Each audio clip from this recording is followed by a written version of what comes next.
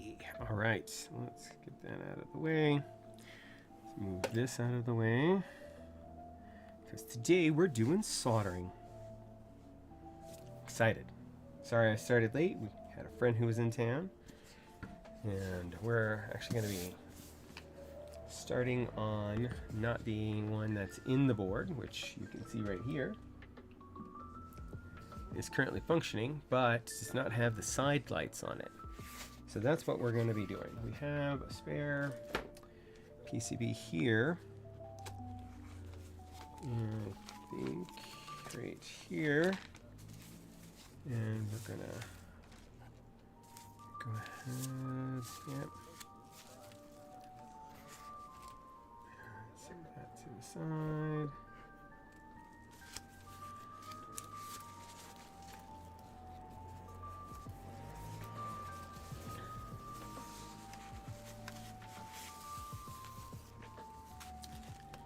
All right, so this one is a little bit cleaner than the other one because it's got that right there. But on this side, don't worry, it's the mat. My mat came bent, but it came from Norway, so you know.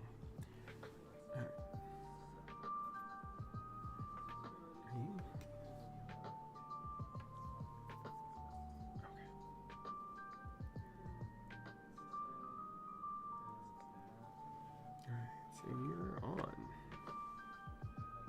And we're going to need some desoldering wick because we're going to desolder these little guys right here and here.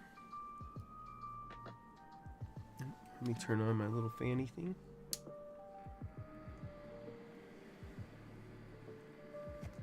And hopefully this does its thing. Hopefully it's not too loud. Hey everybody, thanks for joining me. I'm just getting started. I'm going to try my hand at wicking away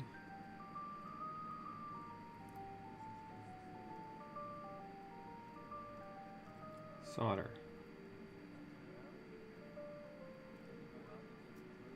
If I can get it hot enough.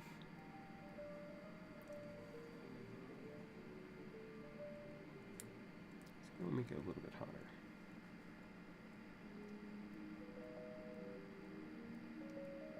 This is the actual first time I've ever used the soldering iron. I've used another soldering iron once. I think it just turned off.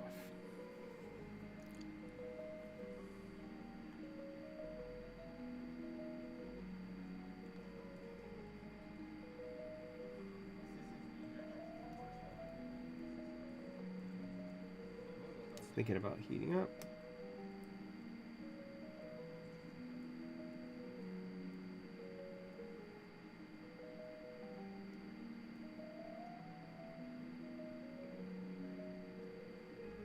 Nope, I think it's turning off. All right, where am I going wrong? Don't touch it. Step 1, don't touch it.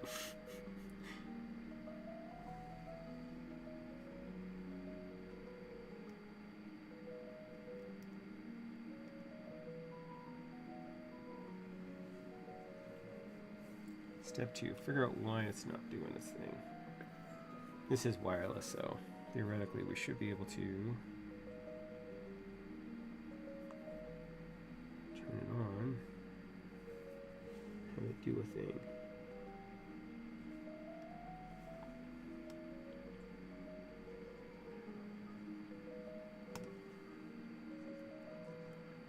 No, it is not.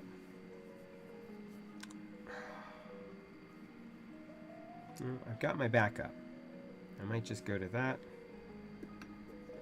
It's just not as good.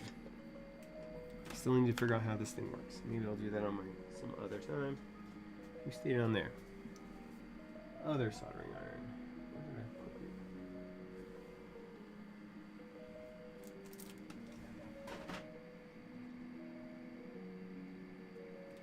Where did I put you? Where did I put you?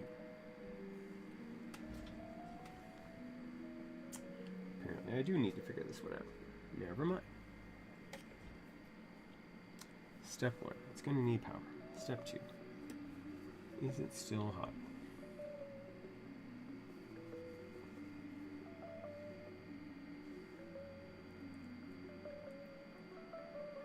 I think so.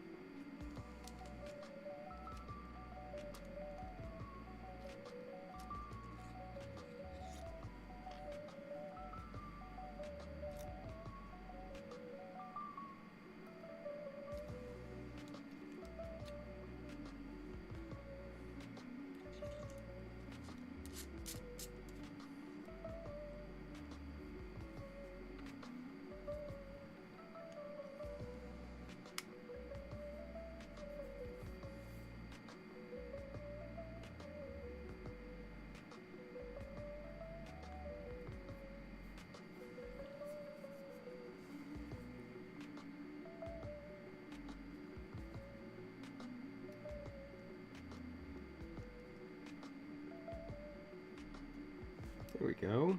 That's working better.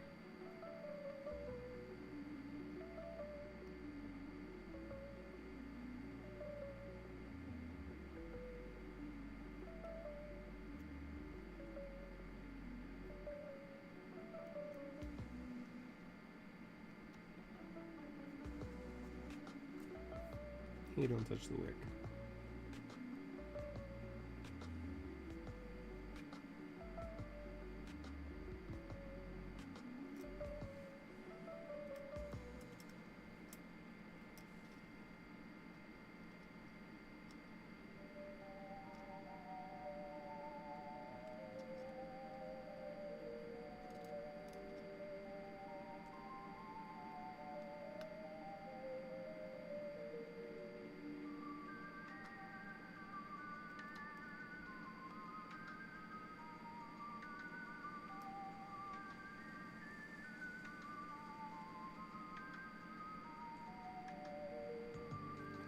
Okay, so that should be good.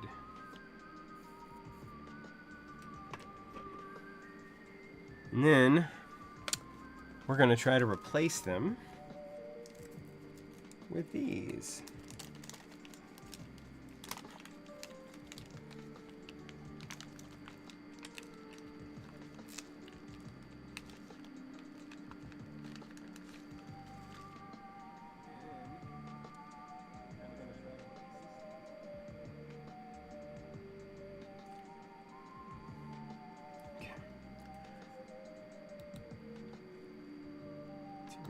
Mute that, bring you back into the foreground.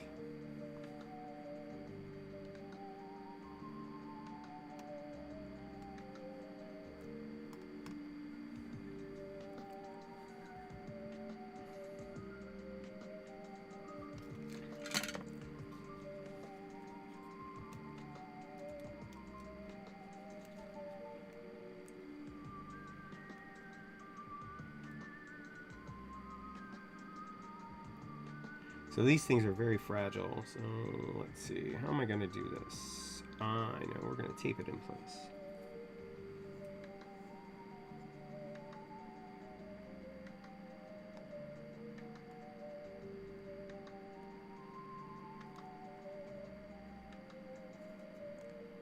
Theoretically.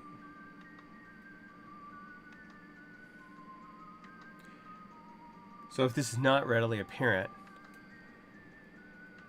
thank you. Yeah, I love this keyboard. I recommend if anybody is looking for an HHKB-ish keyboard to go with this, to go with the Agar. And currently I have the MX, but I also have the plate or the PCB for the EC. It's really nice. But like I was saying, if it's not apparent, this is the second time that I've ever soldered. I got the basics down. I did an entire keyboard, but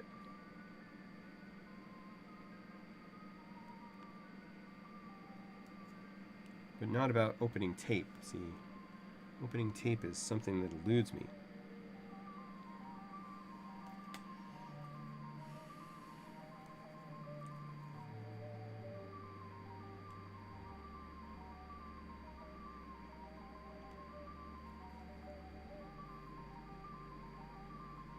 All right, there we go.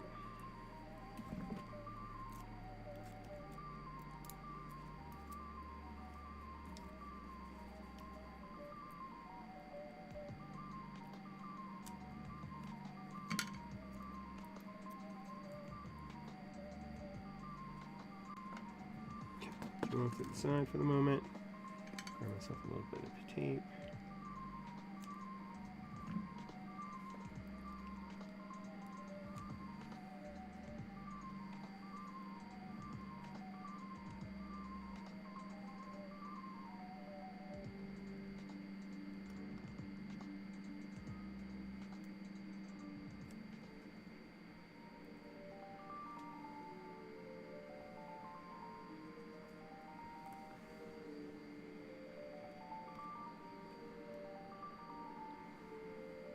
That actually looks all right. Let's do it. Let's do it.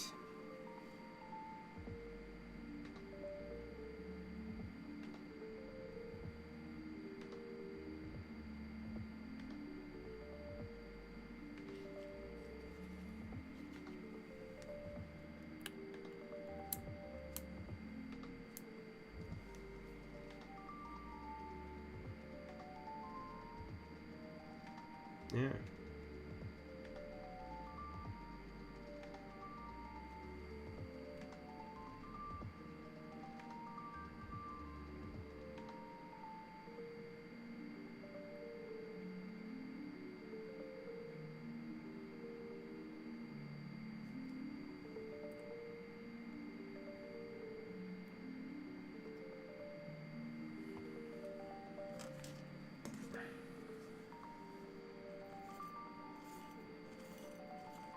I think I got extra on there.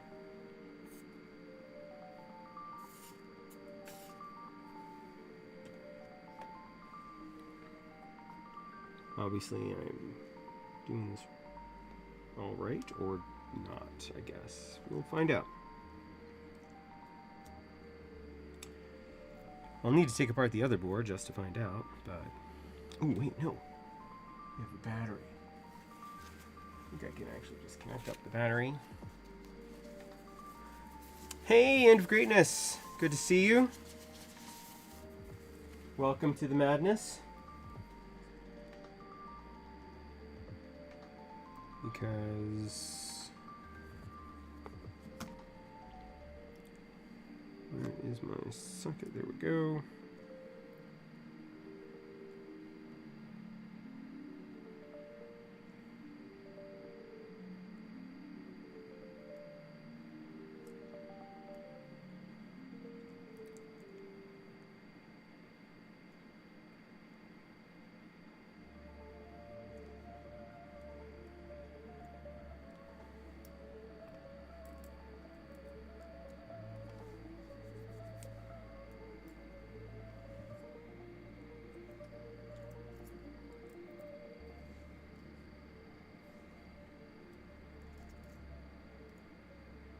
I hate Molex connectors.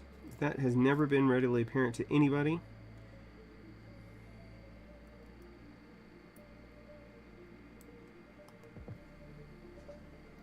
Alright, so this one's in.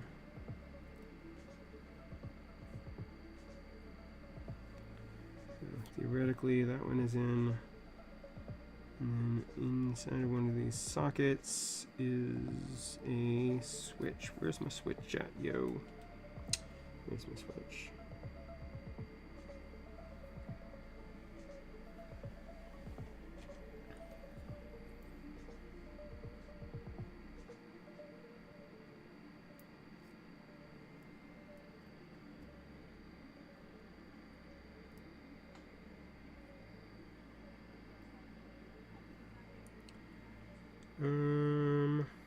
Nope, does not appear as if I got it working.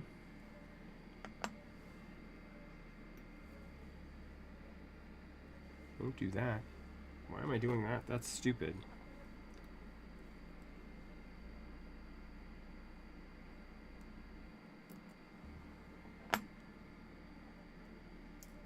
Take you out. Now I can.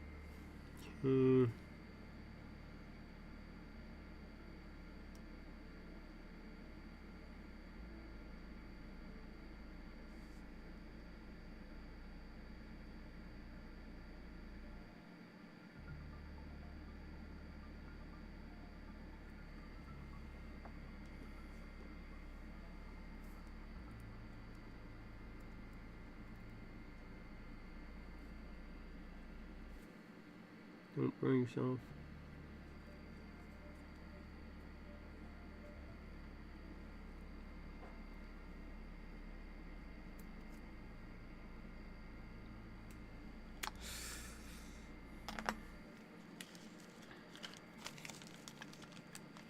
Am I just doing it wrong?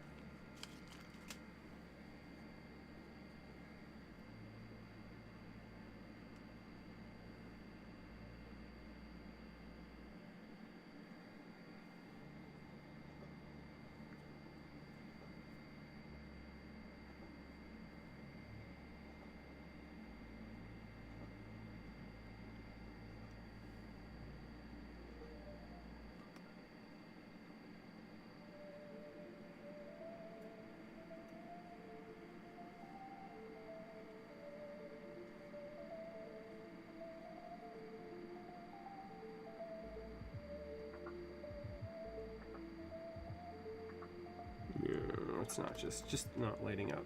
It might even just be turned off. We're just gonna finish doing this one because this one is actually the secondary PCB.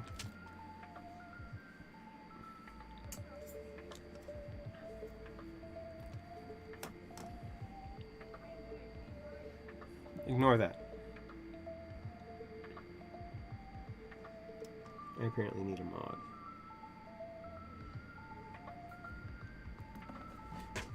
Well, I'll just drop that on the ground. Almost dropped my scissors.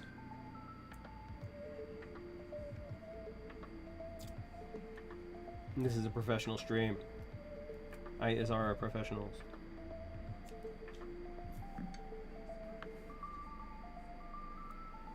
Okay.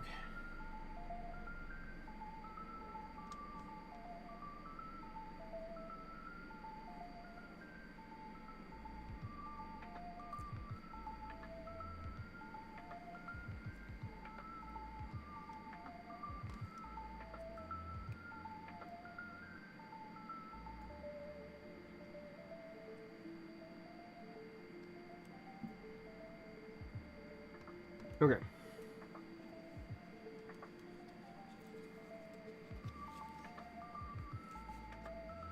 You sir are still hot.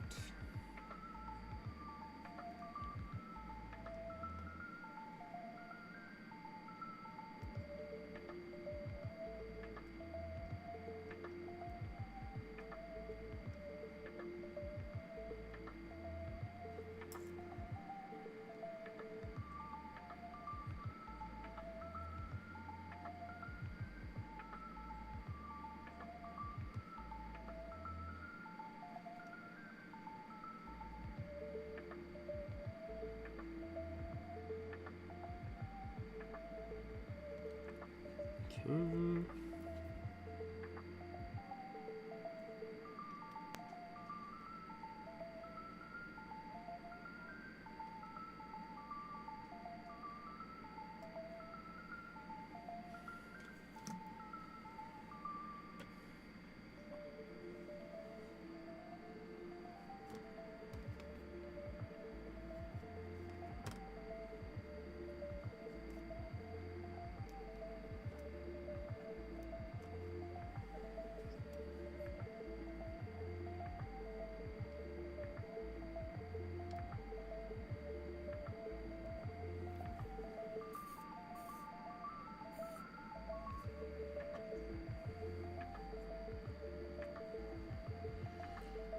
Okay.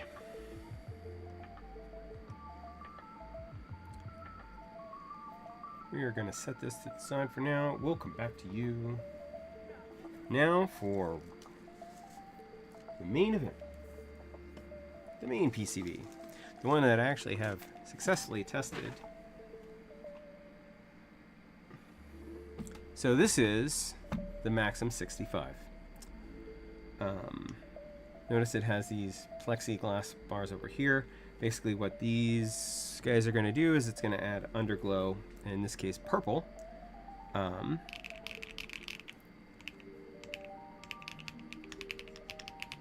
So this is what I've got on here right now. I don't really need to undo that stuff. I do need to turn off PCB. We're just going to get a fresh Akko going today.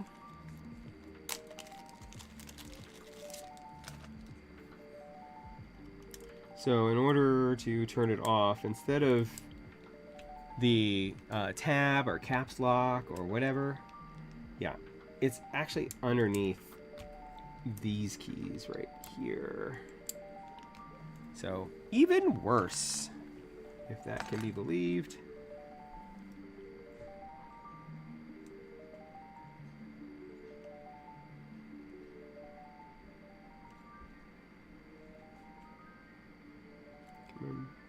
There you are. Okay.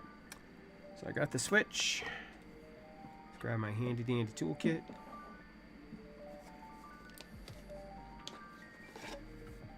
How's everybody doing? Everybody up for some what looks to be some sus ash shit.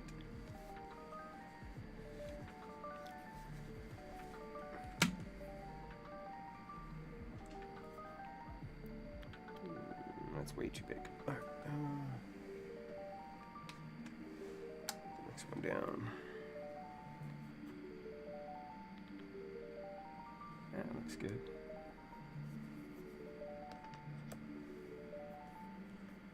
Yes, it's electric, and yet, boogie woogie woogie, I am just unscrewing them.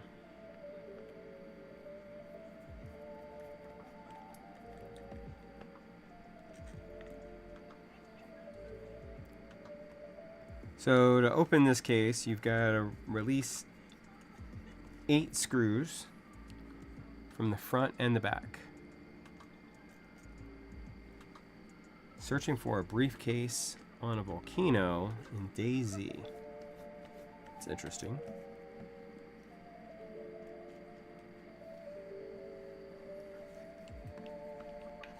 I didn't realize that DayZ actually had a plot.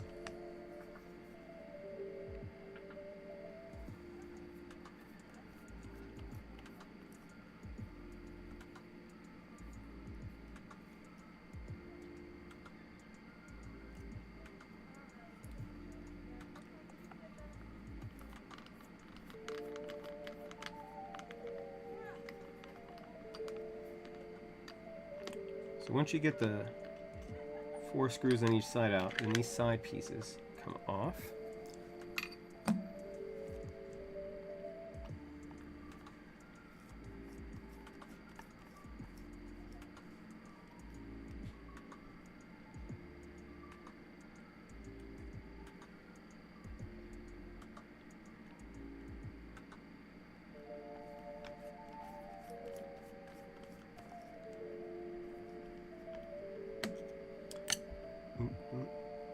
Make a mistake, Chris. Alright, so we have our case basically apart at this moment. So the top and the bottom friction fit to this plexi right here, and then the plate also is, or the PCB is also friction fit into it. But the PCB for the you off to the side. PCB for the it's back here. Another, well, obviously, because it's the same PCB essentially. Okay. And then let's do this.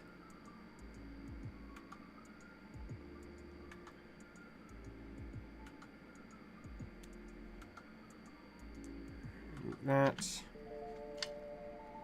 These pieces need to go off to the side somewhere.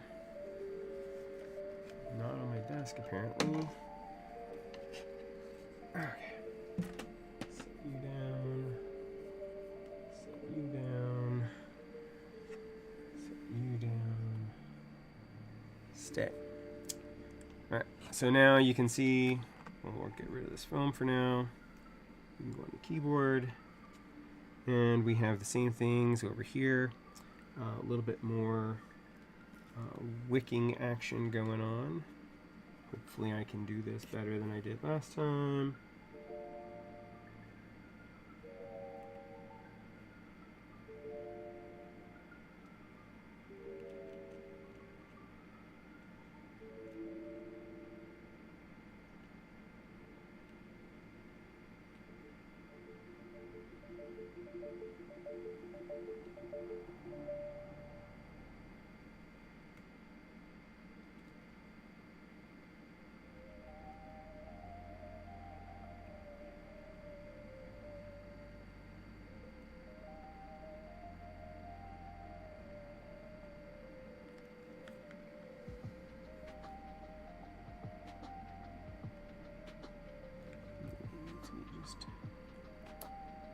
Doesn't have like very specific numbers, which is kind of a crappy part of this thing.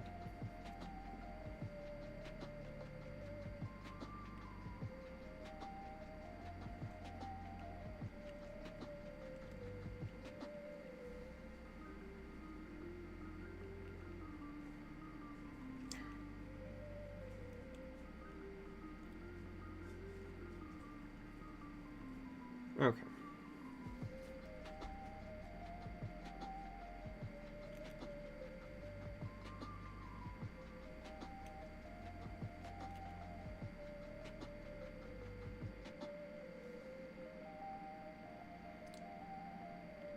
I know some other YouTubers would be like, this is so easy, what's he doing?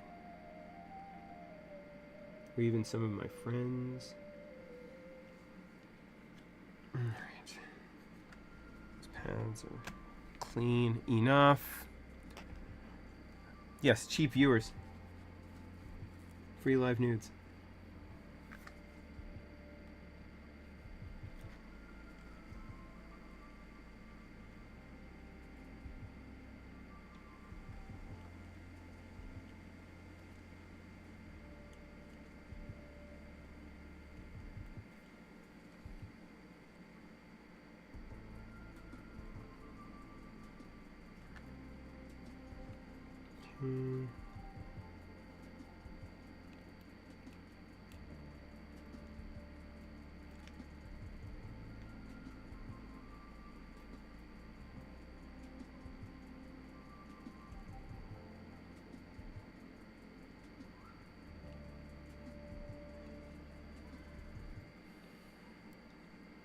All right, we did it. Looks like they're clean. So now we've got to put on our little guys here and see if we can get them to attach. Because if we do, then this is gonna be cool.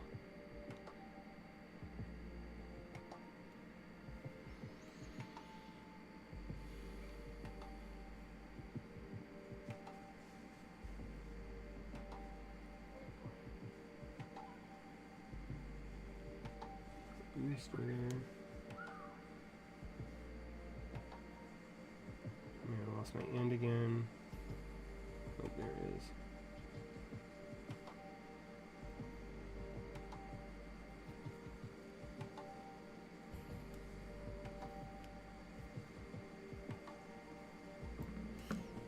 Don't roll the thing off the desk again. That's the best part.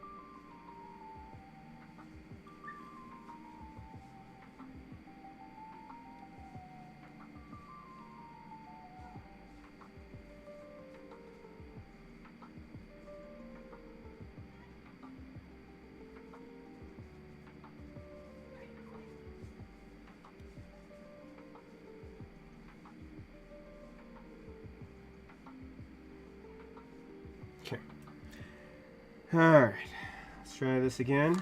See if we can get something going here.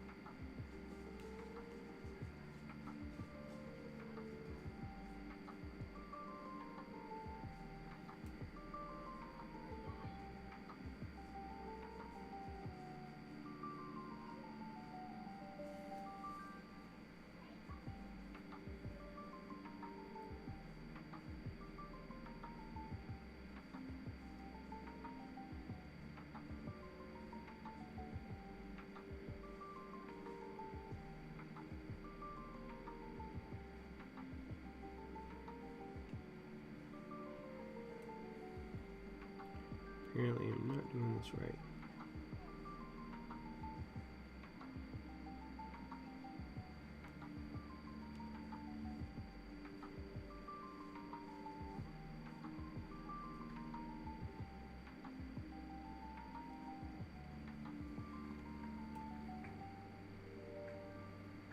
Okay, looks like it's on.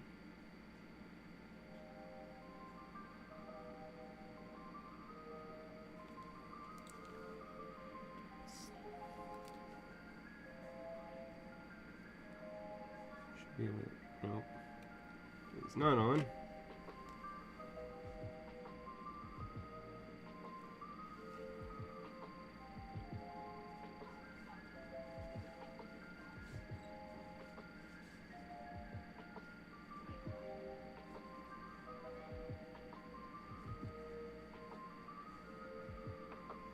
Okay, shows it on.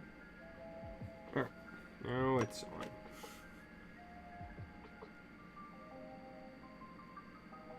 Yes, that seems much more.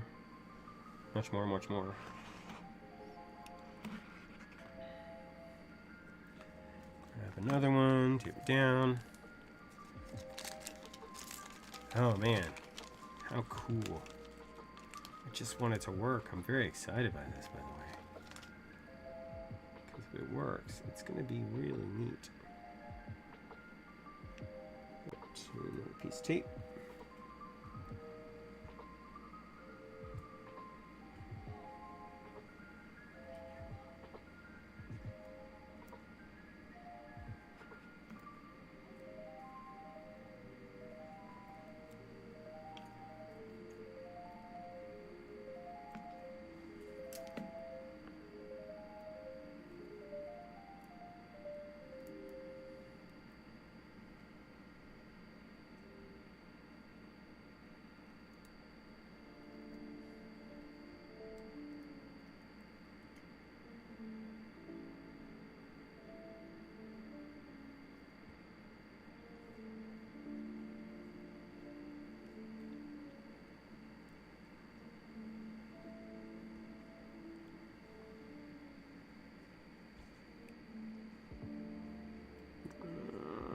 Come on.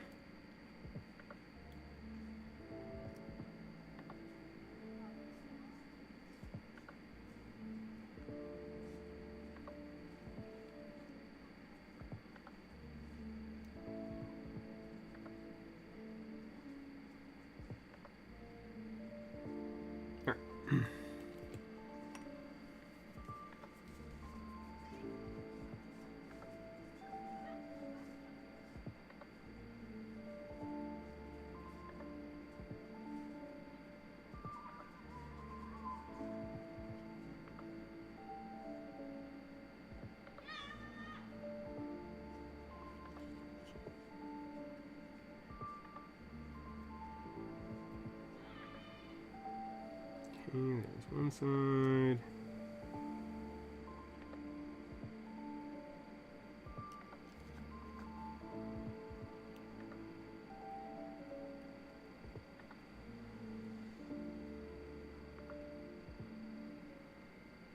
There's the other. I don't know if I just did that right and just has been doing it stupid all along. I think that's probably what happened.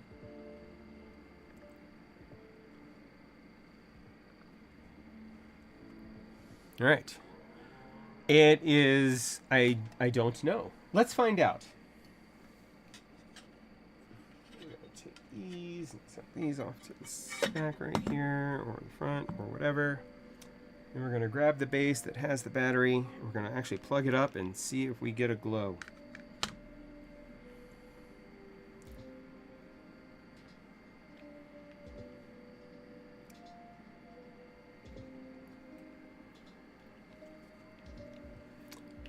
This way.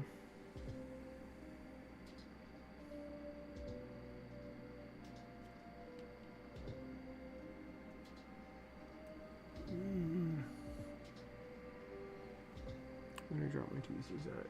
There.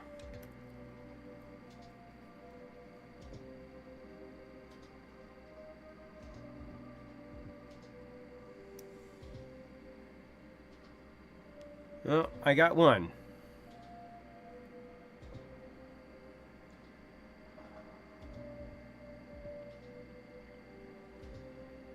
So, it is the Maxum65.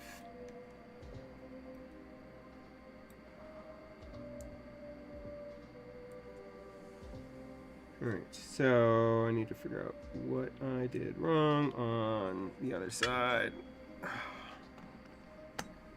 I mean, I know what I did wrong, but now I gotta fix it.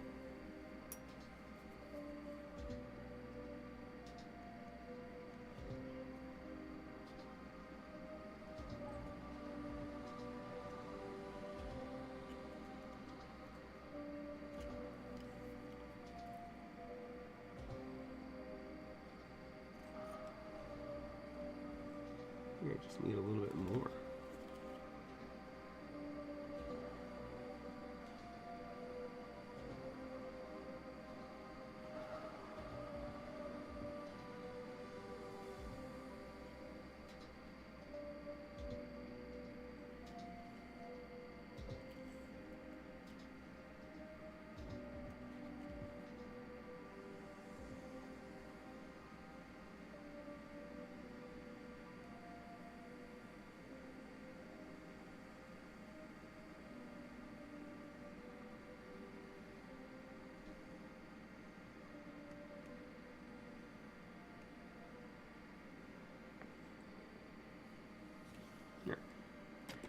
Let's see.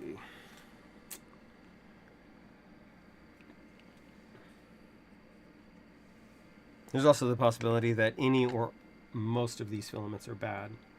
Because, I mean, not like I paid a lot for them, but maybe. Alright. Tweezers.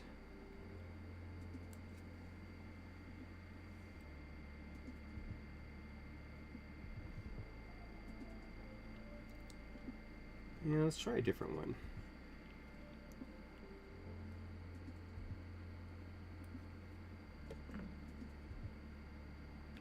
We're just going to go with a different filament and see if maybe it's just the... this side isn't making the connection.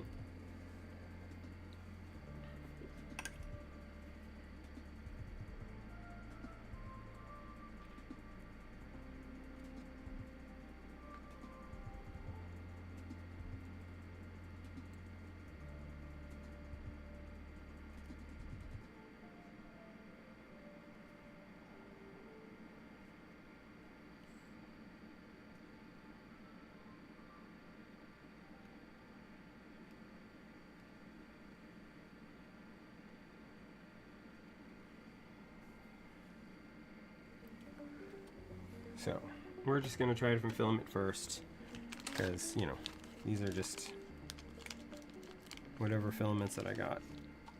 They're not necessarily the best.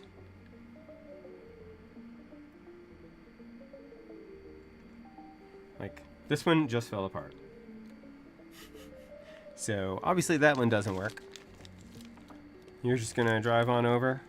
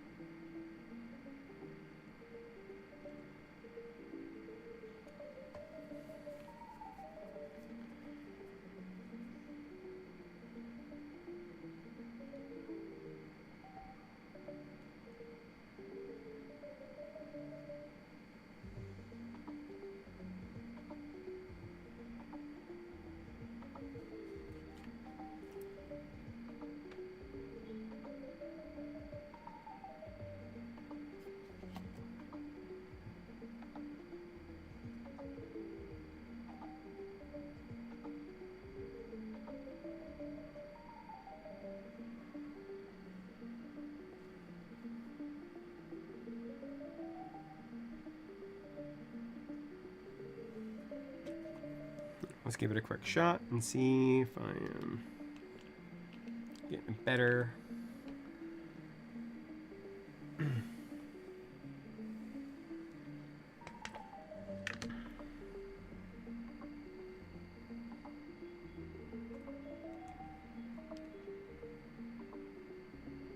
Well, this is supposed to include the flux. There we go. I got it. It was the filament. So that is what it's supposed to do. We're going to turn it back off. All right. Now we're going to put this bad boy back together, and we will finally realize my vision of my friend's keyboard before I give it back to them, and absolutely not get the battery wire caught in the thing, because that would be stupid.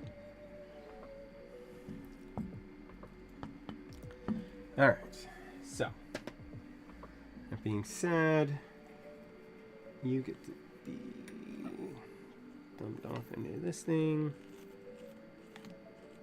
and then turned off.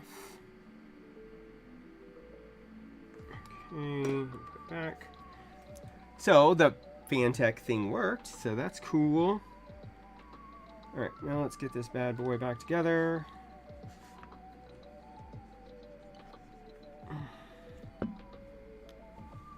This is a fun process. So this is one of the more annoying keyboards that I've ever built. I mean, it's neat, but it's annoying.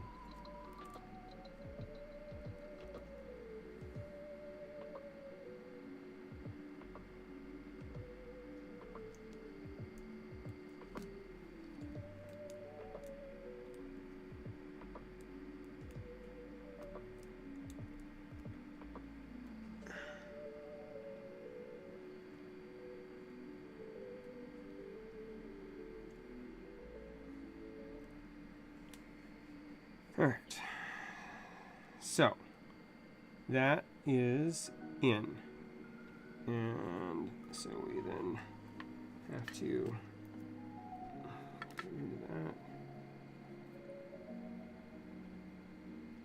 And that one just attached to whatever isn't this keyboard, right?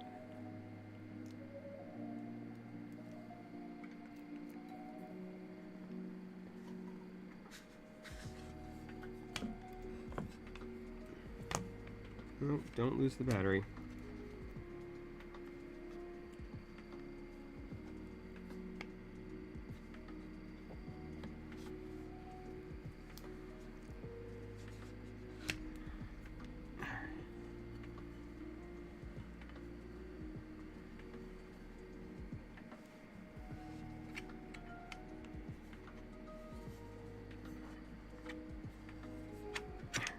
Come on. Mama needs a new pair of something. Combat boots, as we used to say.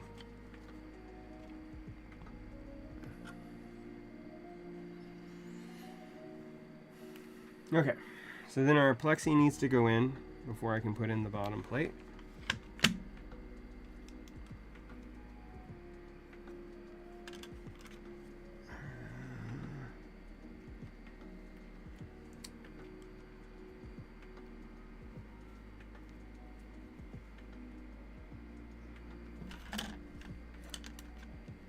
Gotta take out the PCB just far enough to slide it in. And put them all back in like so. That's good-ish. Okay. And we put on our front. Same thing.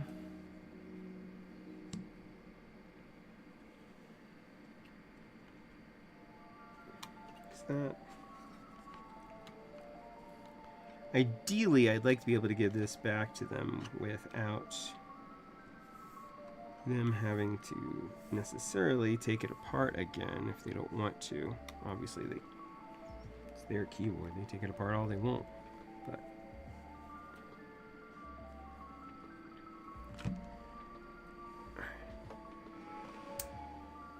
that can go quiet. Of course, my side pieces. Here we go.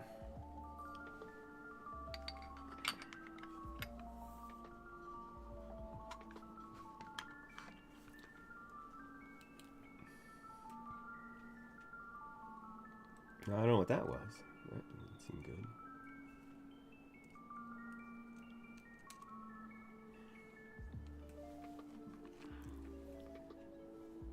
Maybe I will use this.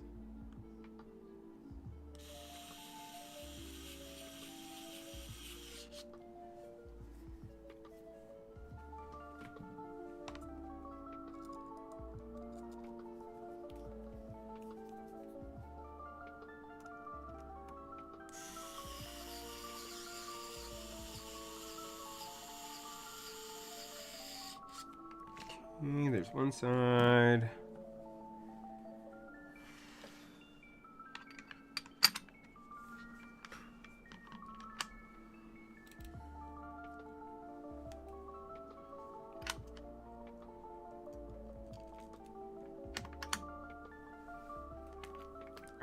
Right. Now we're cooking with gas.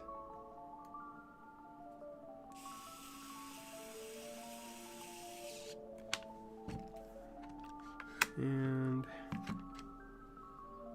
back piece.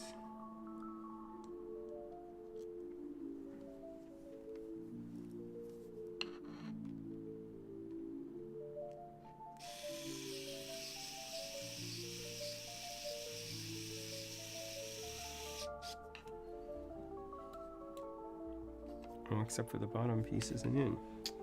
Except for the bottom piece isn't in at all. Well, that's not the best thing that ever happened.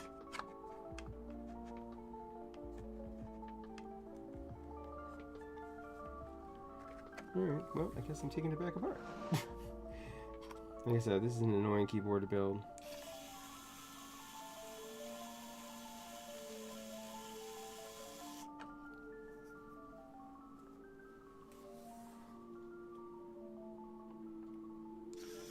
Hey everybody, how are y'all doing? How's your Sunday? Or Monday, depending on where you are. Obviously that could depend. Alright, so now we need to just take that apart and put it in. Okay.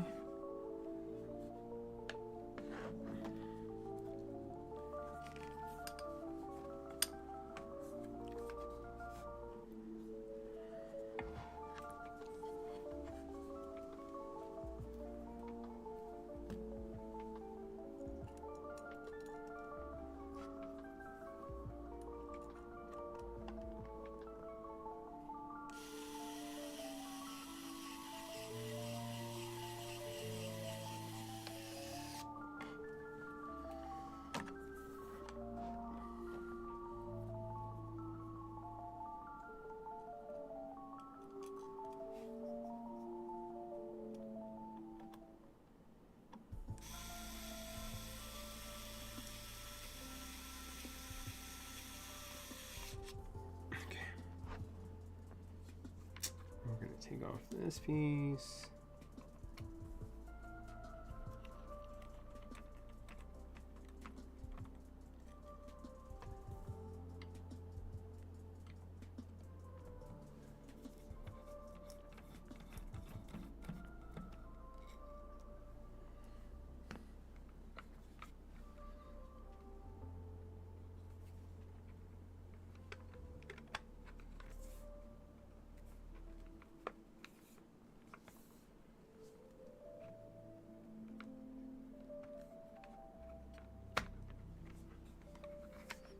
Okay.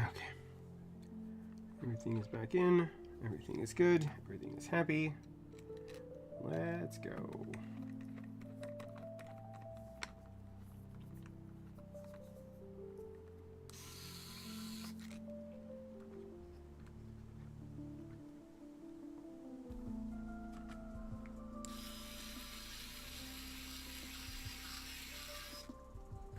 catching? What aren't you catching?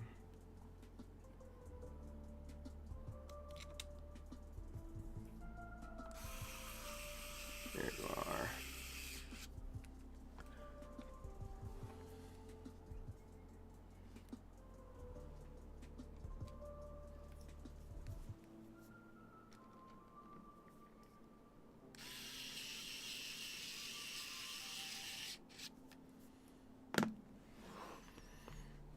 Before I put in the last screws, let's go ahead and turn it back on, make sure our underglow is still working.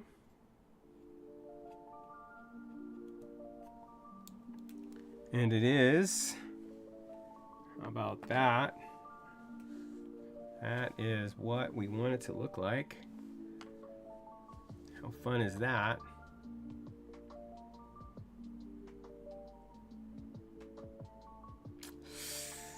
All right, let's put in our last screws. Put this bad boy back together.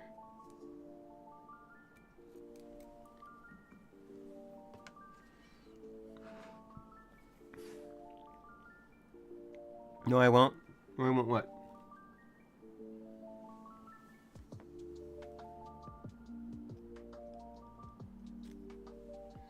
Get this thing working? I certainly did.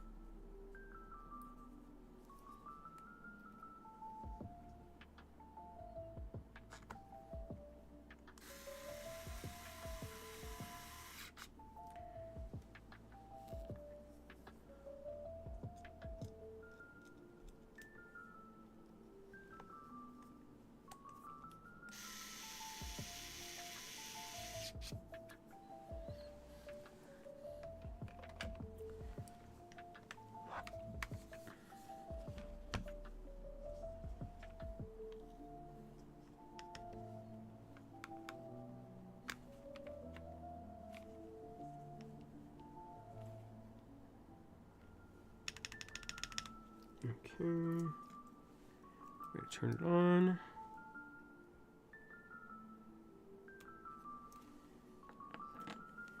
Figure out what I did with my keycaps.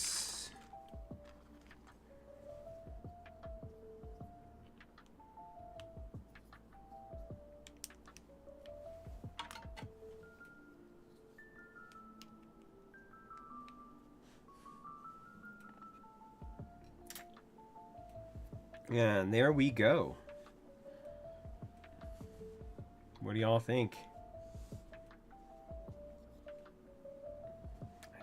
I soldered a thing and it's working.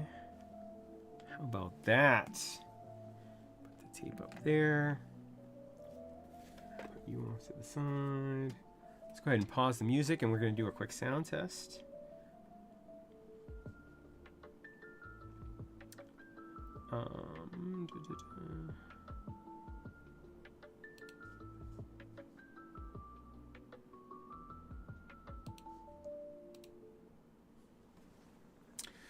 Okay, the current build is the HMX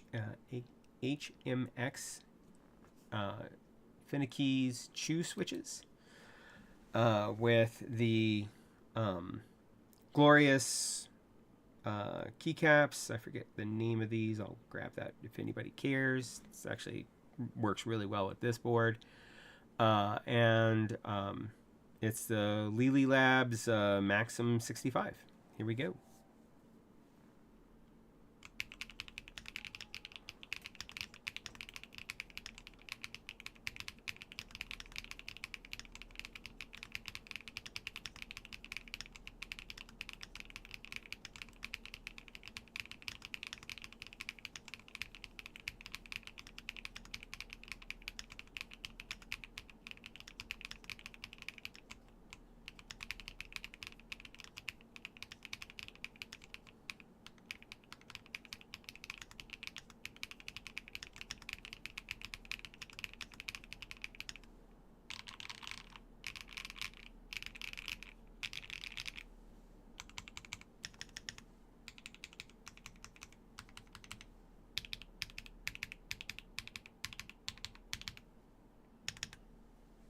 Okay. Works. Haha! Victory! Alright. And yeah. Side glow works. The downward firing RGB is downward firing. The upward firing RGB is upward firing. And yeah.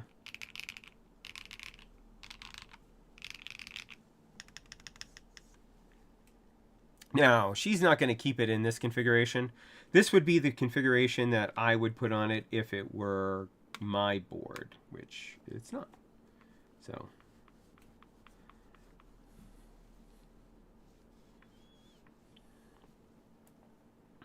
but, you know, that's it's a cool board, though. Let me see if my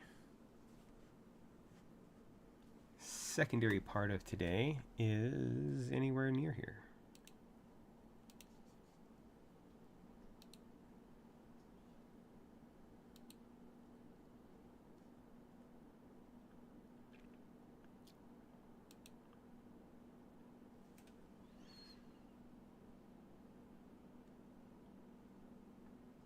All right, the next part is 7 stops away. So let's keep this rolling. See if they can get here. We'll put this guy off to the side. Let him glow in the background for a little bit. And take a look at some boards. So this is one of my favorite boards.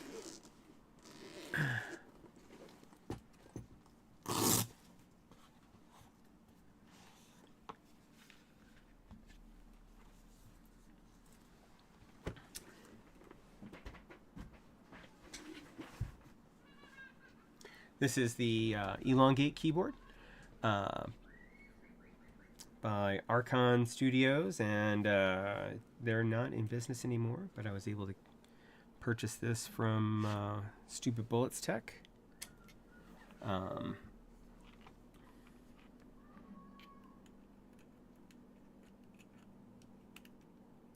This is a top mount. 40% with an arrow cluster and a numpad. And let's see, let's go. Because I'm kind of interested, especially if you're still around, Sadwich, on what your thoughts are on the sound of this keyboard.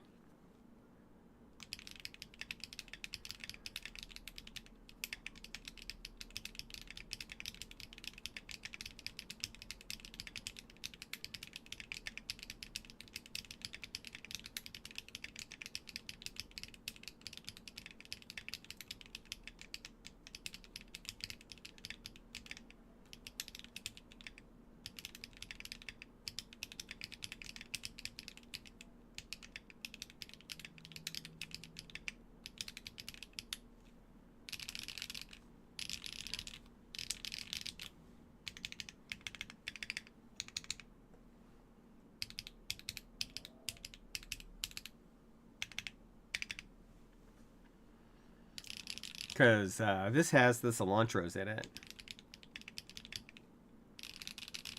And I think it sounds like really good with the cilantros in it.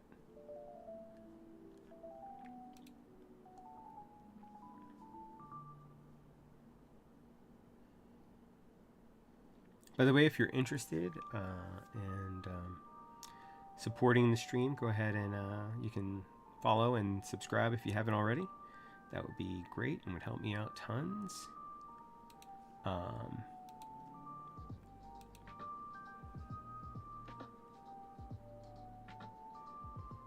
Nice. My friends are watching me on their big screen. Let me let them know. Right.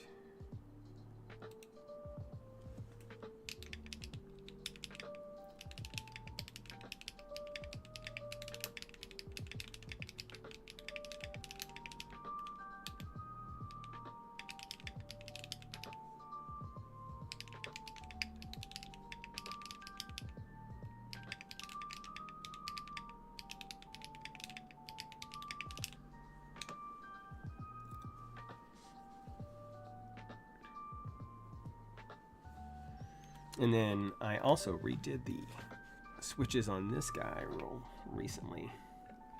And recently, like last night. Because that's what I do when I sit around. I just change out switches and keycaps. Except for not keycaps on this one, because when you have the perfect keycaps to go with a keyboard, you just kind of stick with it.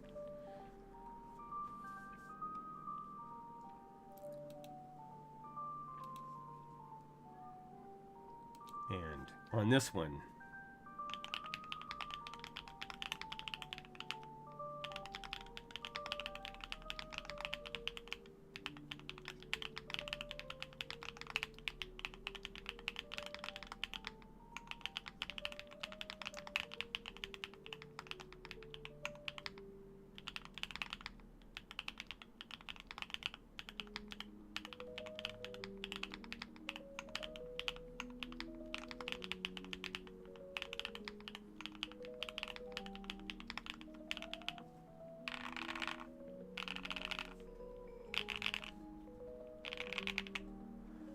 the blue keyboard is the Elongate by Archon Studios. It's a 40%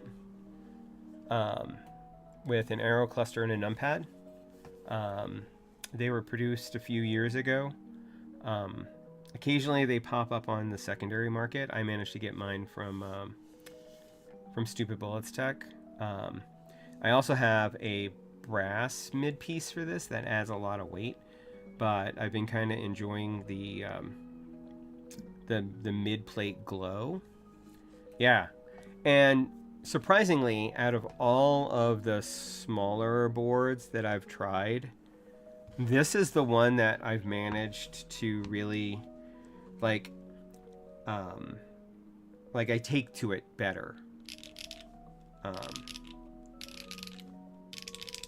mean, it's clacky, but you know, I mean, that's because they don't make foam for a keyboard like this. And I'm using cilantros on top mount, so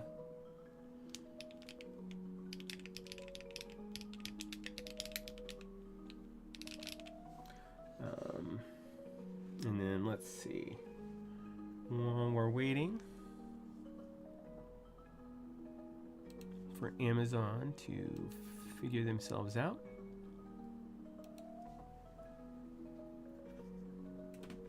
let's just take a look at some other boards that I love right now. We'll put the Elongate away for a little bit, or we'll just set it to the side. I'm just gonna set it right here in a little receptacle that I have here for keyboards. And then this is the TESS 65, and I think that GMK Norse just looks so good on this. I kind of wish I could change because the only thing it doesn't match my aesthetic are the triangle things. I mean, they're fine, but they don't really go with kind of the Norsey feeling I got going.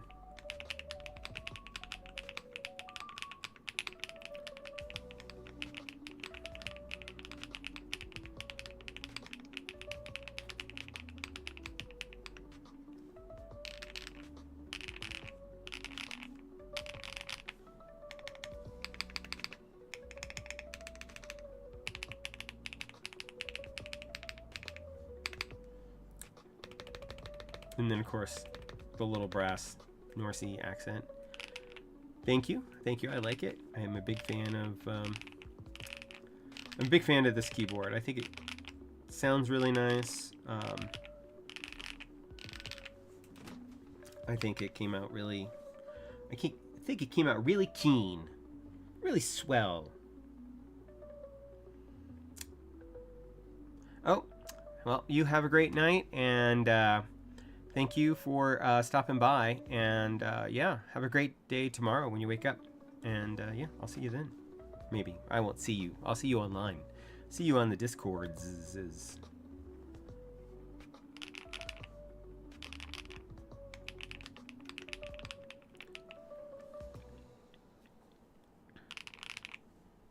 But let's see, what else we got lying around here real quick.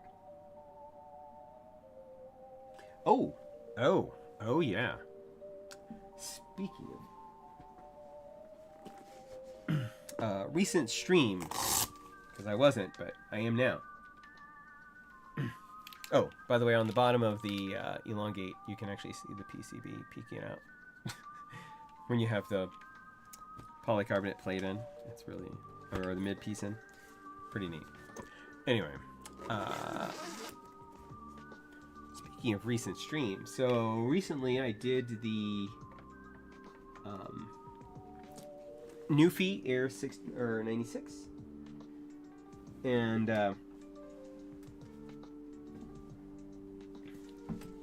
by the way, all of these things are unsponsored. I'm probably going to show off the Tide 65 by EpoMaker. And EpoMaker has sent me some boards, but not the Tide 65.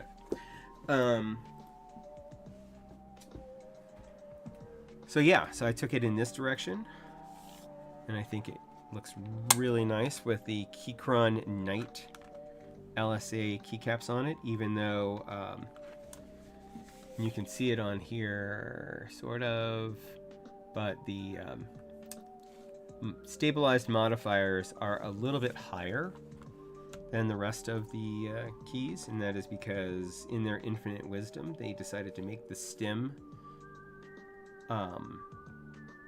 pole inside the keycap longer than the stabilized pole, and yeah, so they're stupid. Anyway, but I got some bananas to put in here, so I also made that. I have like 2 tactile boards right now. It's like crazy sauce.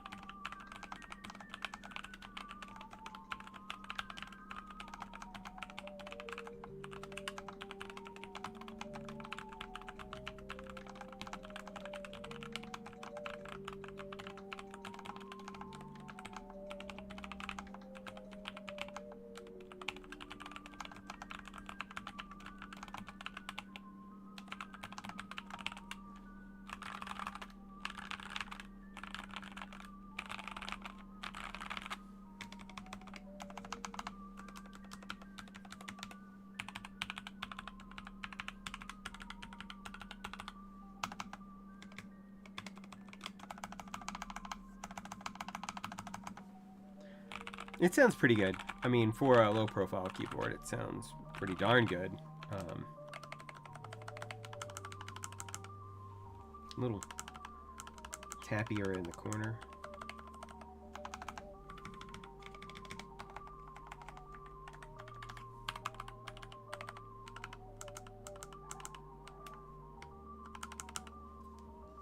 But, you know, it's good. So I think this is how it's going to stay, and going to be one of my travel keyboards. It actually sounds better if I have it fully flat, but I can't really type on it.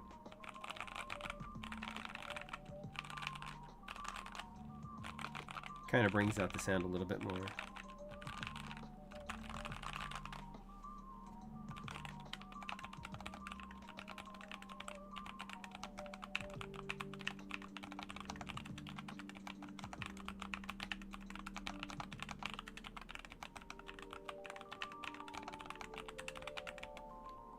Anyway, yeah, so the update on the Newfie Air 96 V2, I think it, there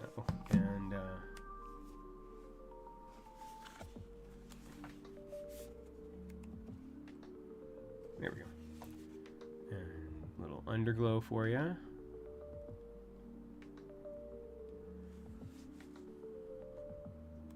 Anyway.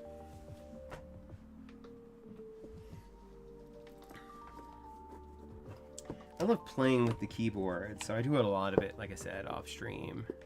And then, you know, some of my, if I think I'm going to be doing something exceptional, like this guy, just bring that light back up. And then I share it.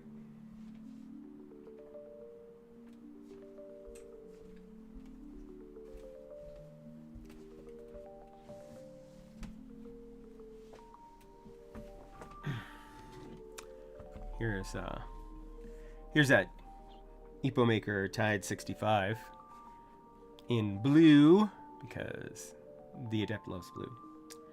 A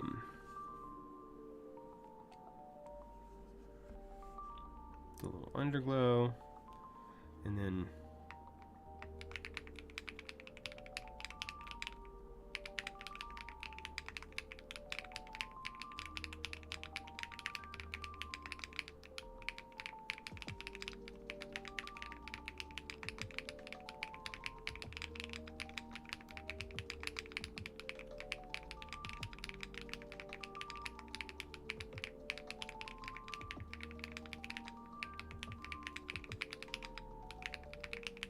so this has EpoMaker switches, not the ones that originally came in it. These have the creamy jade with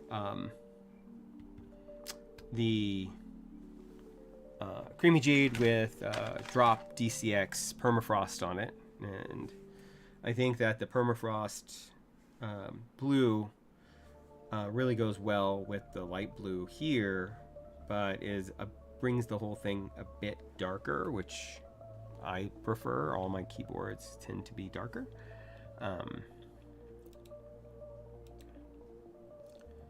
Oh, come on, Amazon. So, and if y'all haven't seen this before, I mean, it's nice. Like, I got this from Amazon for $30 when it was on sale. So, it has a little weight in the back, and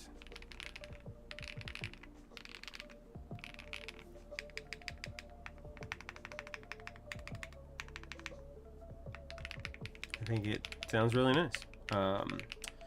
The switches, the creamy jades actually were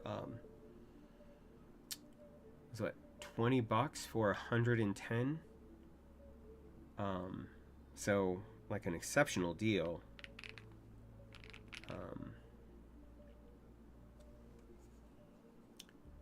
To refresh you. Nope, you still say you're 5 stops away. Why are you moving and saying the same stops? Anyway.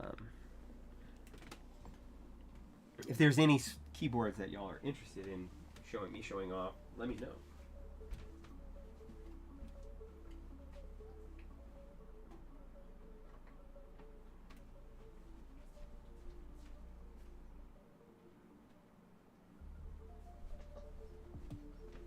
Otherwise, I'm gonna just keep going with some favorites until it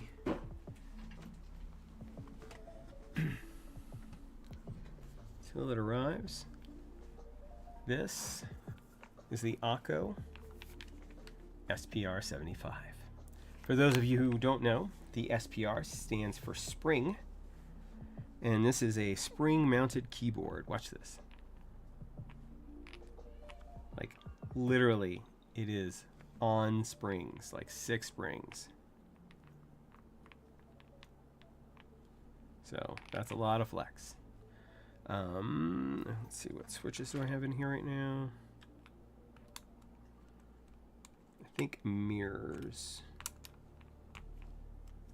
Oh no, I have Gateron Smoothies. So this is Gateron Smoothies with GMK Stargaze on the Akko SPR75.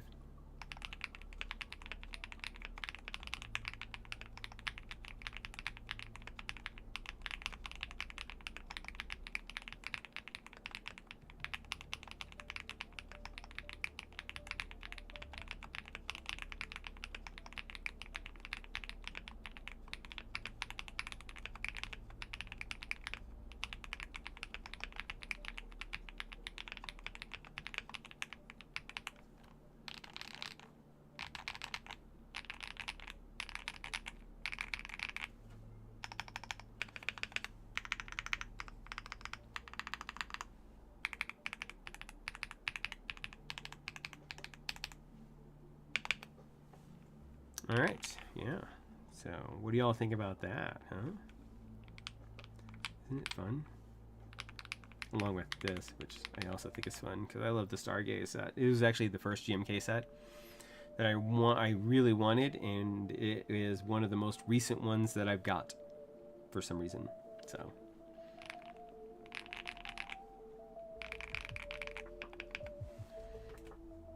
let's see.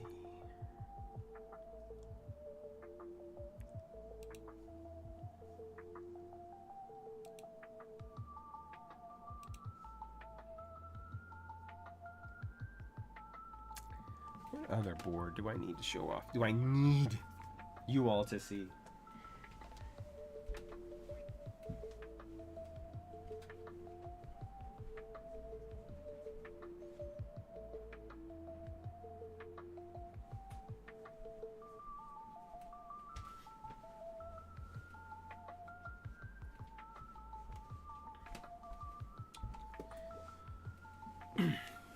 Because I have so much fun showing off keyboards.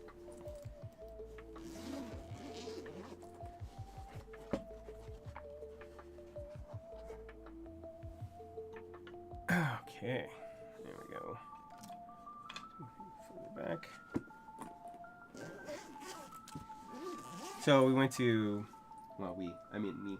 I went to the Boulder keyboard meetup recently, and I brought my QK101, and everybody loved the little screen.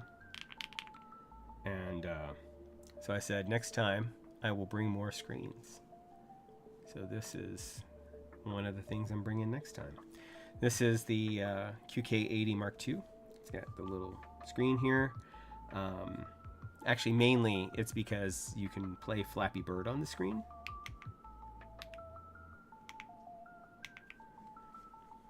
Let's see if we can get it to come in. What if I bring it closer? Nope. That is very interesting.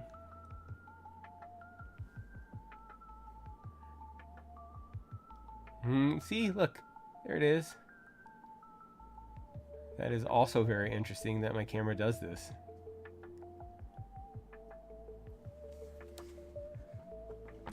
Interesting phenomena. Don't you get out of here.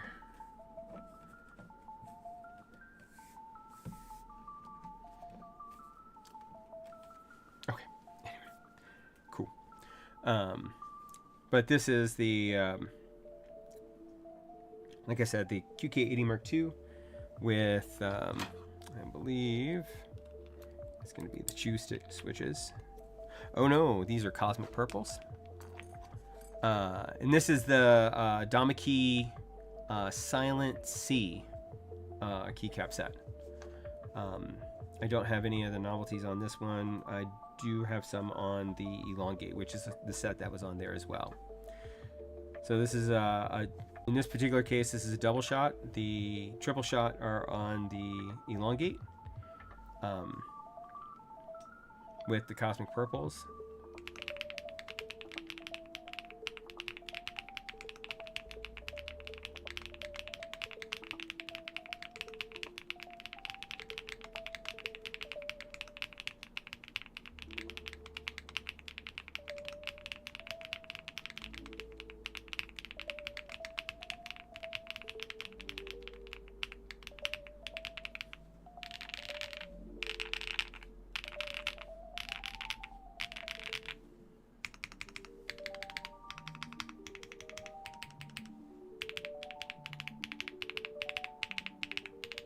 By the way, hey Bert, how are you doing? Congratulations. You should get your Inky 75 tomorrow, I think. Yeah. So keep an eye out for that and let me know when you get it. Oh, hey, I was supposed to be playing Flappy Bird, but you can't see it.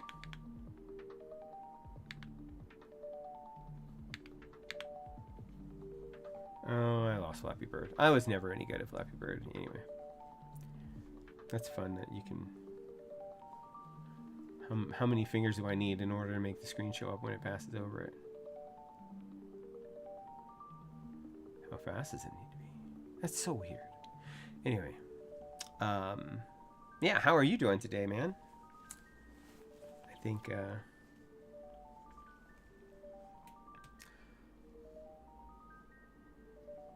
really anxious to finish up this last bit of project, and I'm hoping that, let's give it a check. We're at 3 stops away now. I don't know if they're gonna make it here by 6.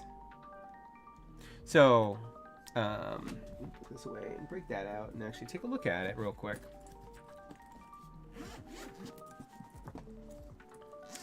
Show off Sad Witch's handiwork.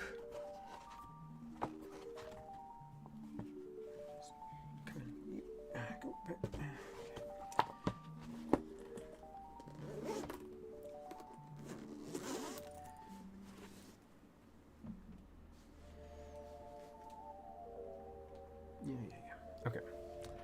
So the second part of this today is actually going to be this. Yeah, you did this. You did this. But this part is something that I printed. So we've got our bottom here. There's a little blemish, but ignore that. I think I can put a weight in here. I just need to get a weight to put in here. But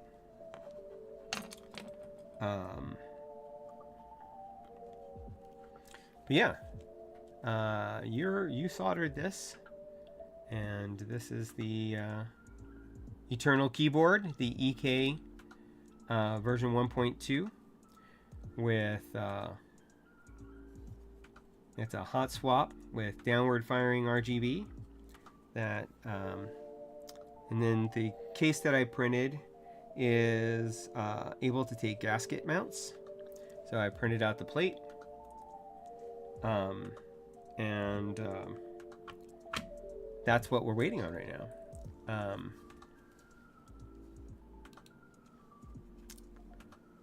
Yeah, I need to get those. Although I was thinking about, because you can actually see it, so I was thinking about maybe seeing if I can get a piece of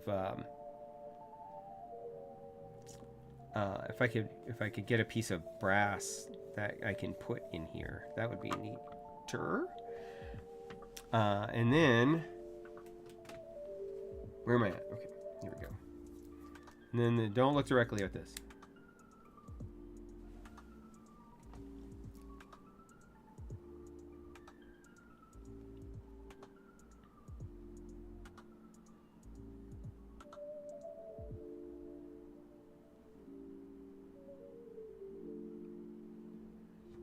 See if we can get it to work.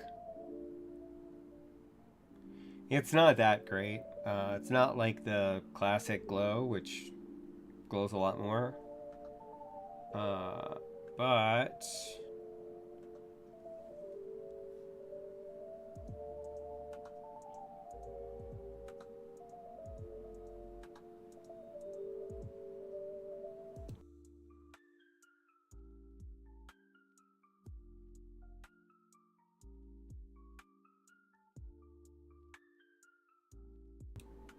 how about that?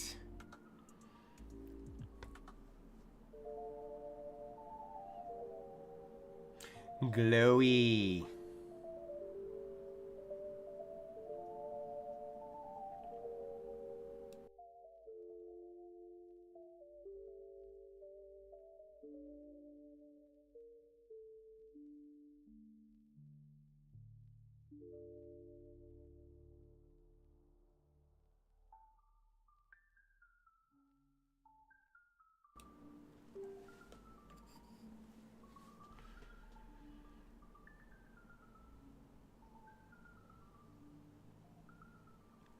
Protopape pasta, huh?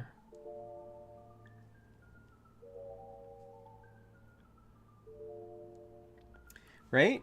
It's cool. I mean, it's just a little bit of a novelty. There's these receptacles here that are able to take Magnets. Oh, right. I was going to see if the magnets that I have fit. No, the magnets I have don't fit at all. They're way too big. Anyway.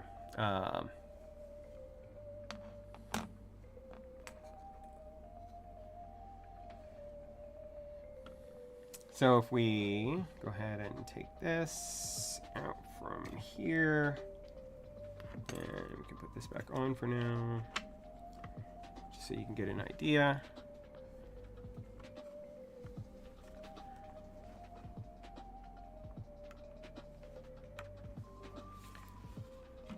And then you got this.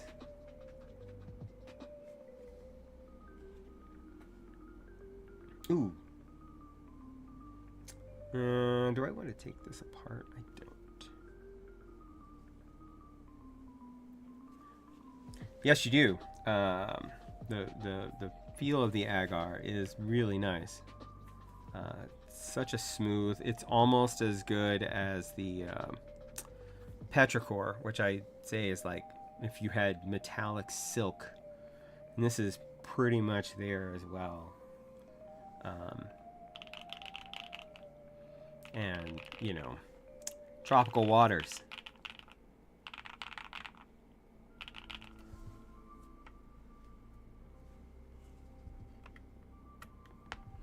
Right. This will not be that good, but it won't be bad either. The keycaps we're going to be using in this build today are going to be the Drop DCD, Mr. Bingo, I forget what they call it, but it's basically a Walkman themed. So what I do need to grab real quick in order to do said thing would be to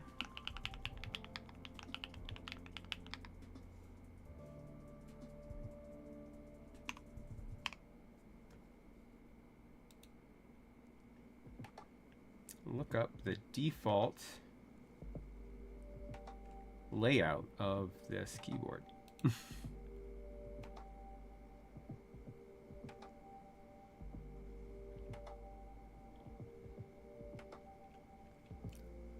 Right, I have it set to lefty right now.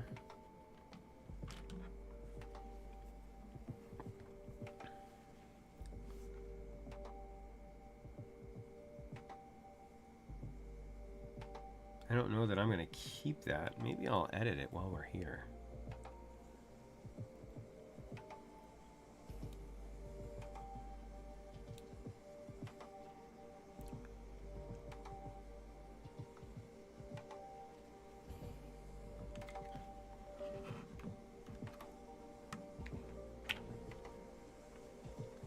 Wait, no.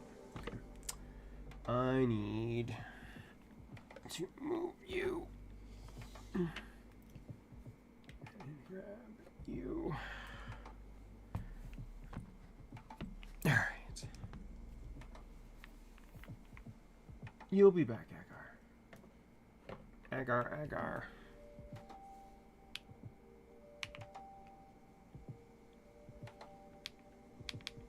Okay. I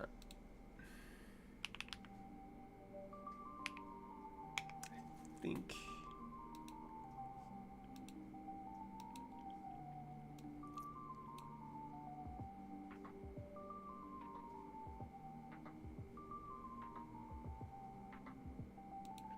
I love the test. The test is so good. No, I don't want Vio. I want Vio.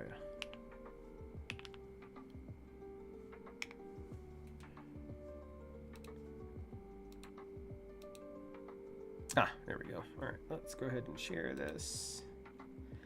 I don't know how I want to set it up.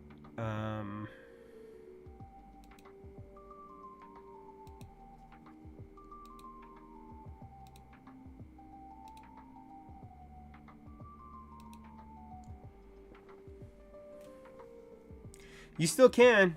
They're a little bit more expensive, but I think they still have them.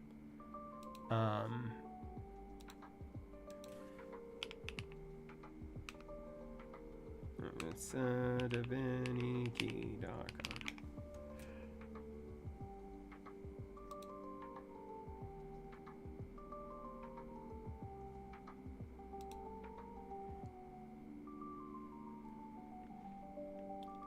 Yeah, they still have them. They even have the sage and the burgundy, and of course, you know, the purple, which is the lilac, so less good, but are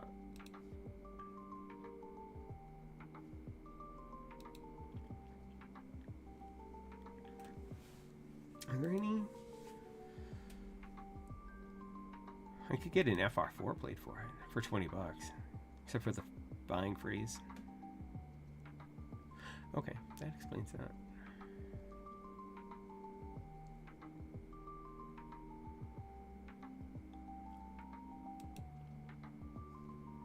I think the sage is better.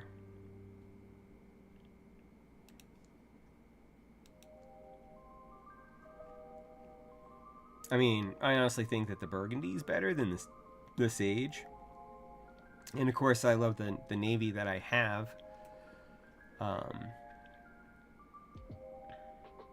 Yeah, I hate the buying freeze too. Especially after I found that the cat chemistry thing that you showed off earlier. Let me share.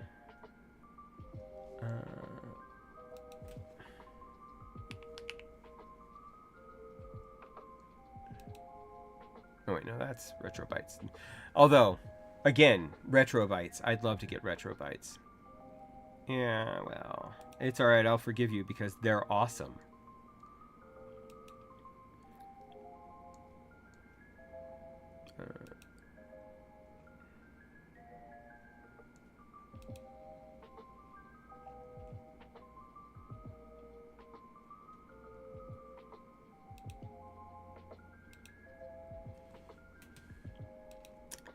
No, it's chemistry.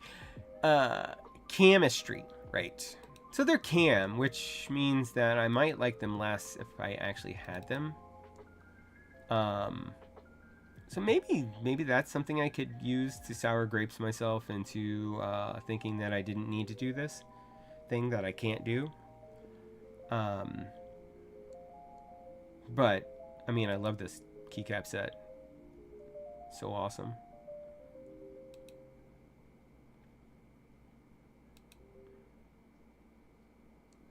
This was the novelty set that I was looking at instead of this one.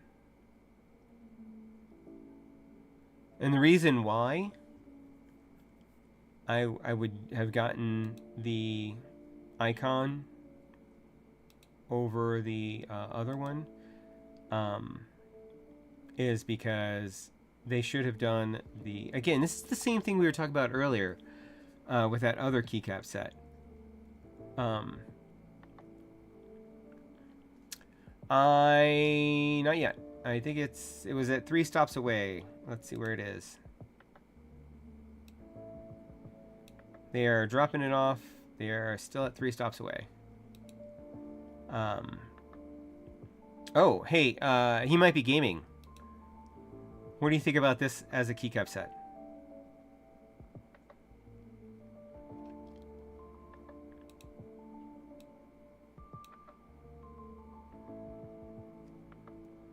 I think it looks pretty neat, having different elements for your different letters.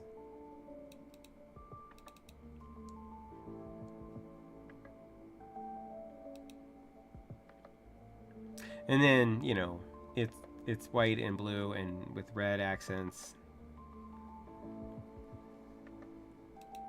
It's got chemistry. I get that.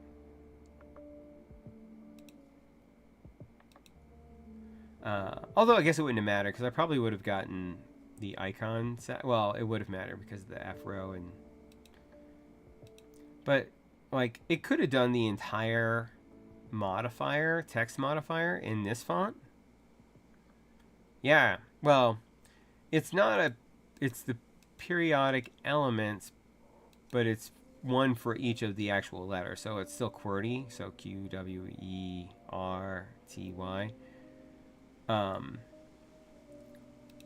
And then for the novelties, you've got, like, I don't understand what some of these has to do with chemistry necessarily. Like, you know, it would be biochemistry, I guess, would be the brain.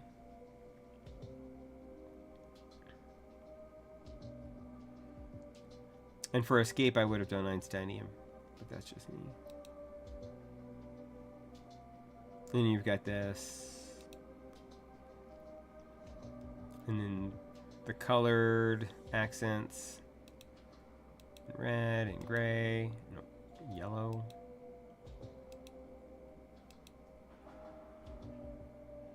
The numpad, which they're out of. The other reason why I can sour grapes myself into believing that I didn't need to get this anyway.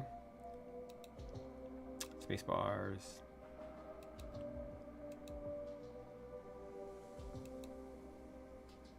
Is this the 40s?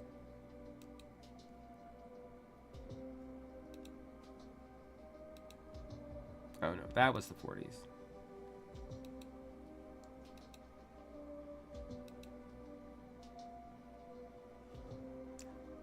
I don't know what Kaz is, but you know. Ergo.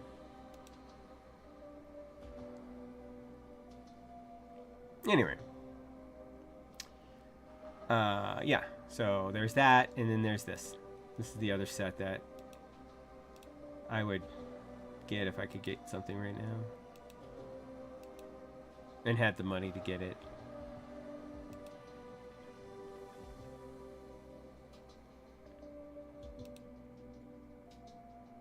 Right?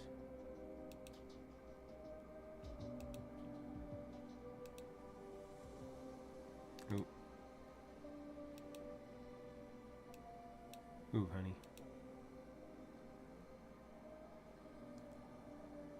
That's nice. I like that.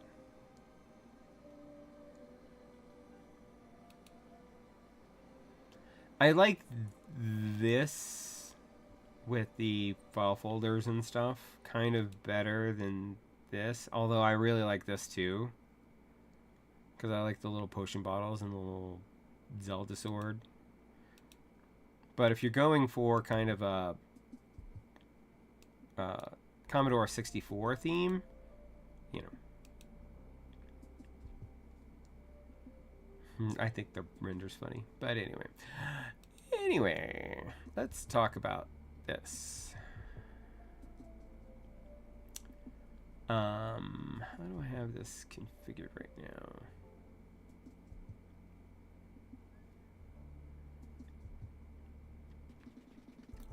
So it's going to be backwards from this.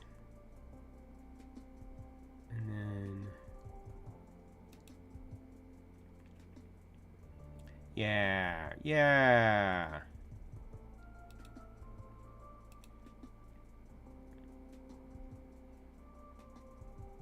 So it's kind of a full keyboard.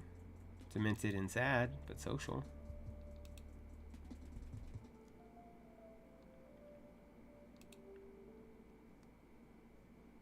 But this is what I'm going to need when that finally gets here. So I know what to put where. Ooh, that's going to be a problem.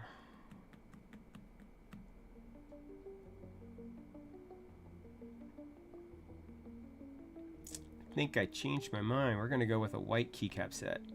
I'm going to put y'all on hold for just 1 second, and I will be right back.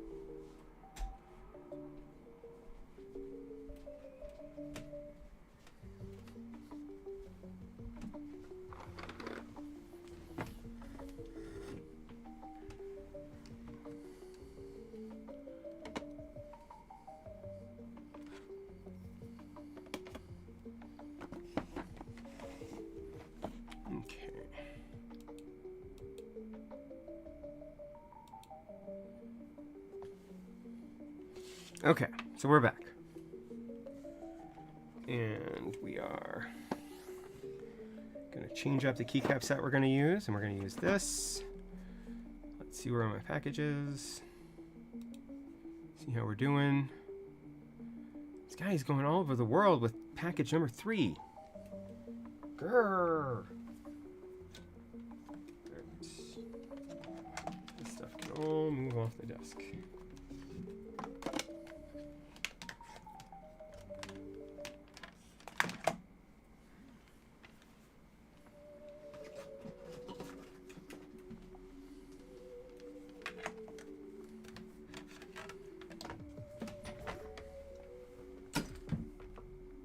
Careful. Don't break nothing.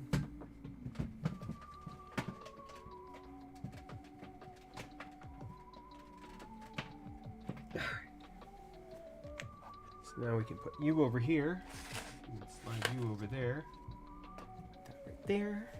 So we can look at this after I move that window. Move the window. There we go. So I need a set that is going to have more varying keys. So we're going to go with this keycap set instead of what I had planned. I think this is going to be cool on it too. This is a very C64 themed keycap set. If you know anything about the Commodore 64.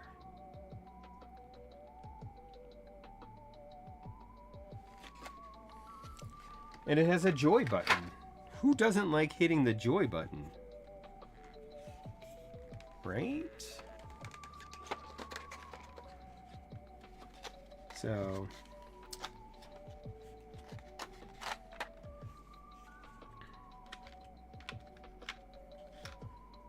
yeah, so we've got all kinds of like really interesting keys that we can just kind of toss on here at different heights.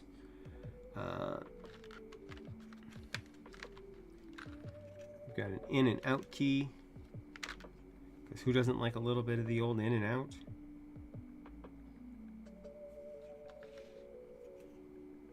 But not the ultraviolence.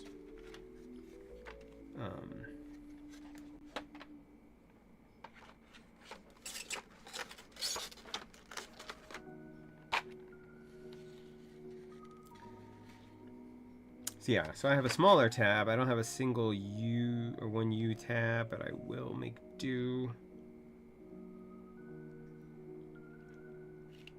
So I don't think I do. Stay. Do not fall. I do have a single U backspace though. That's nice. Is that one of the things that I'm gonna need? Let's see what I need. Alright, so I do need an R4 escape, which I've got. Something to be...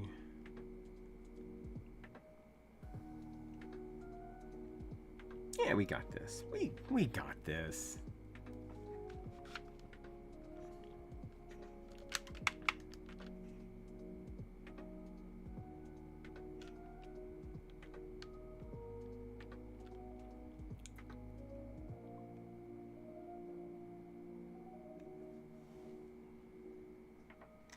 Yeah, we're good.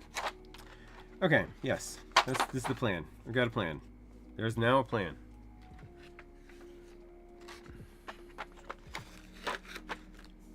Okay. So, we now have keycap sets that will work for our purposes.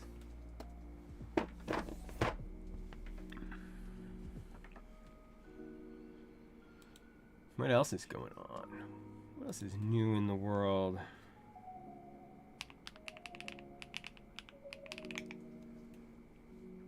Oh yeah.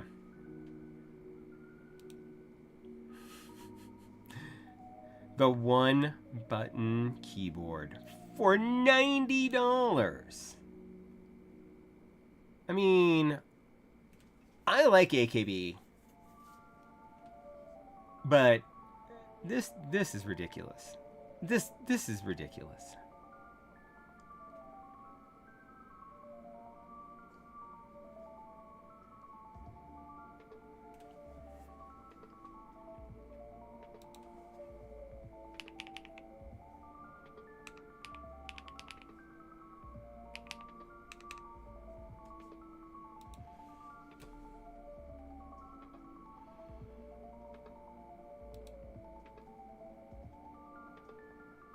Let's see, what do we got? Oh, the classic TKL. How do y'all feel about patinas?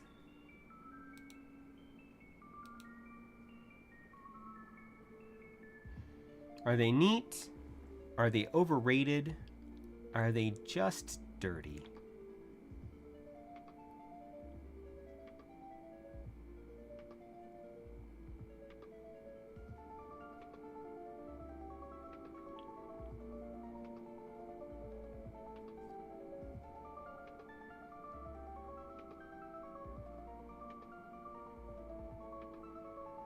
Because, I mean, it is the most expensive. I mean, you got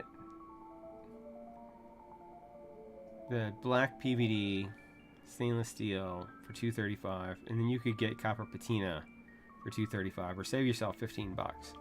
But then, at that point, if you like patina, pay the extra $15. I mean, that's not that much. But, I mean, if it's the difference between going PVD or sandblasted stainless steel, I mean, that doesn't look bad. I mean, that's a good looking weight on the keyboard.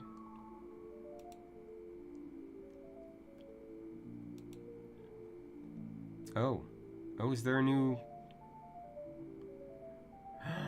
There's a new class.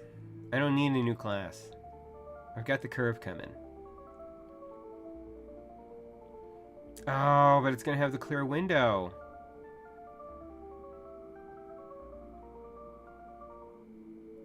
Sadwich, did you see this? Oh my god. It's gonna be so expensive.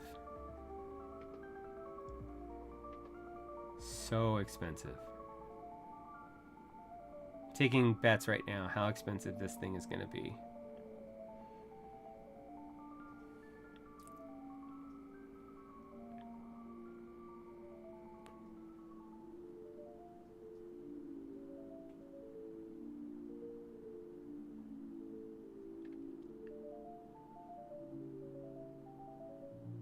That's weird. That's a weird mounting style.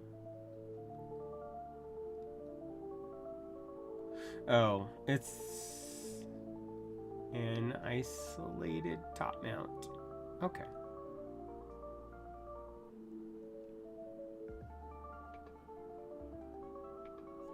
Actually, 370 isn't as much as I thought it would be. It's still super way out of my price range, but I mean, for what you get from a class board,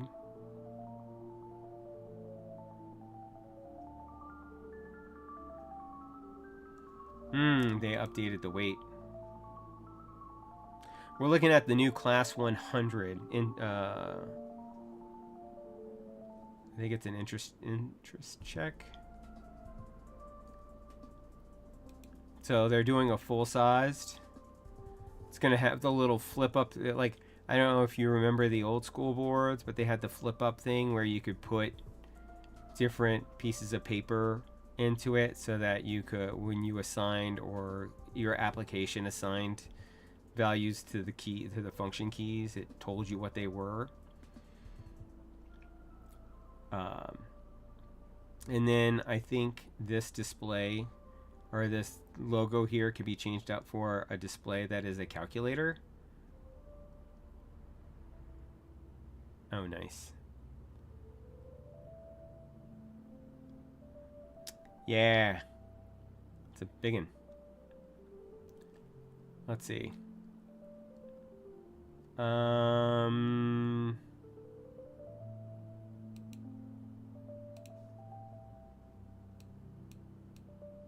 Oh my god, he's moving away from me.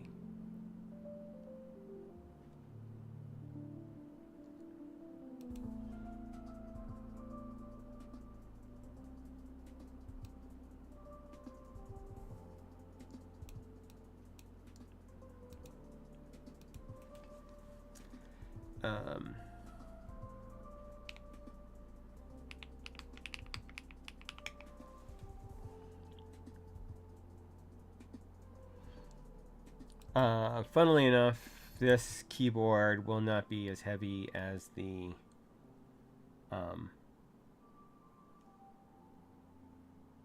new Neo 80 CU.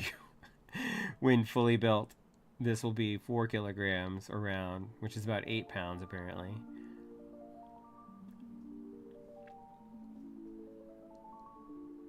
MM Studio. And then, of course, you know,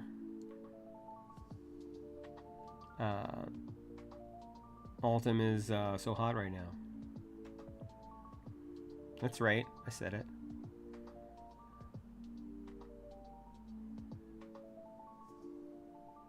I wasn't interested in the other Snake keyboard, but you put it into a you make a whole board out of Altum, and you put Snake Bones instead, and suddenly this board is like hot looking.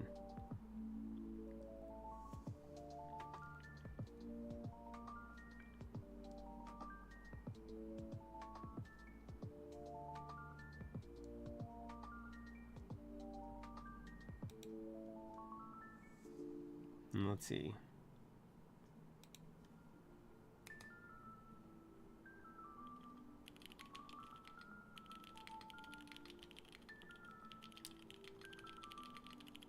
Yep.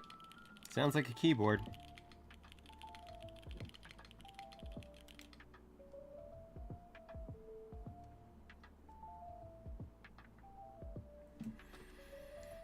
Oh yeah. I mean, this keyboard is how much? It's like, I want to say it's like 600? 500.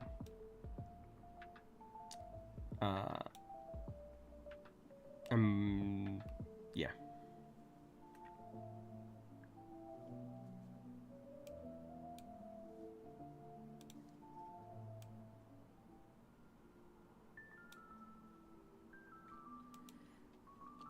Yeah, I mean, when you make the entire case out of Altum, that's going to make it like super expensive. I don't buy DSS, but yeah, that's meh.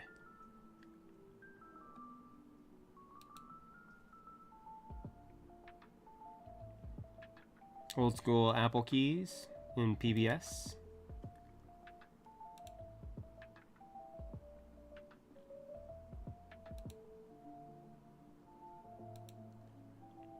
Now this might be affordable. Ish.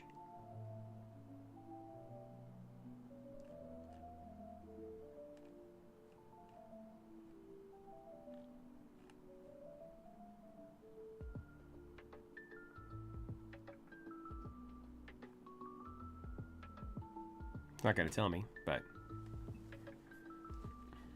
yes, it looks hot.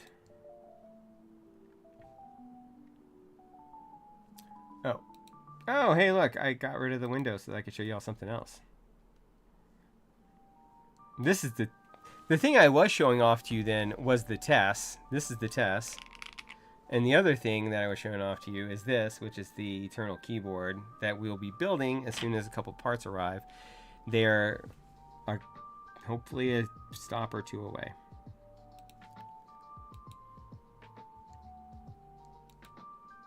Let's go back to the map.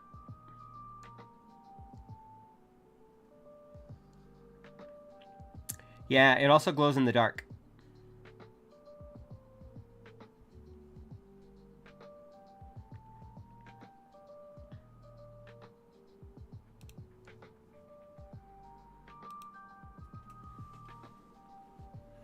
And so it has downward firing RGB. And the case itself glows in the dark. And then we're going to put some white retro themed keycaps on it. So, but for now, oh wait. I'm hoping my stuff gets here before I end up having to just cancel the stream. Klex. Oh, here, let me show you this. Speaking of looks sick.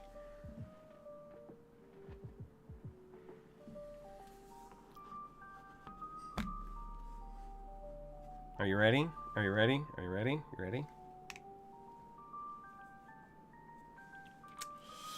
Ooh, that side glow.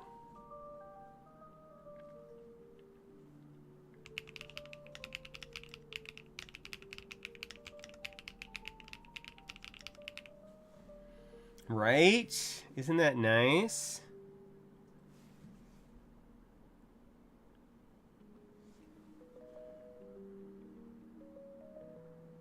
This is a friend's keyboard, and they had gotten it from LeleLab, and it had all kinds of technical issues when they got it, and they had worked with LeleLab support and had gotten frustrated and was ready to just give up on it.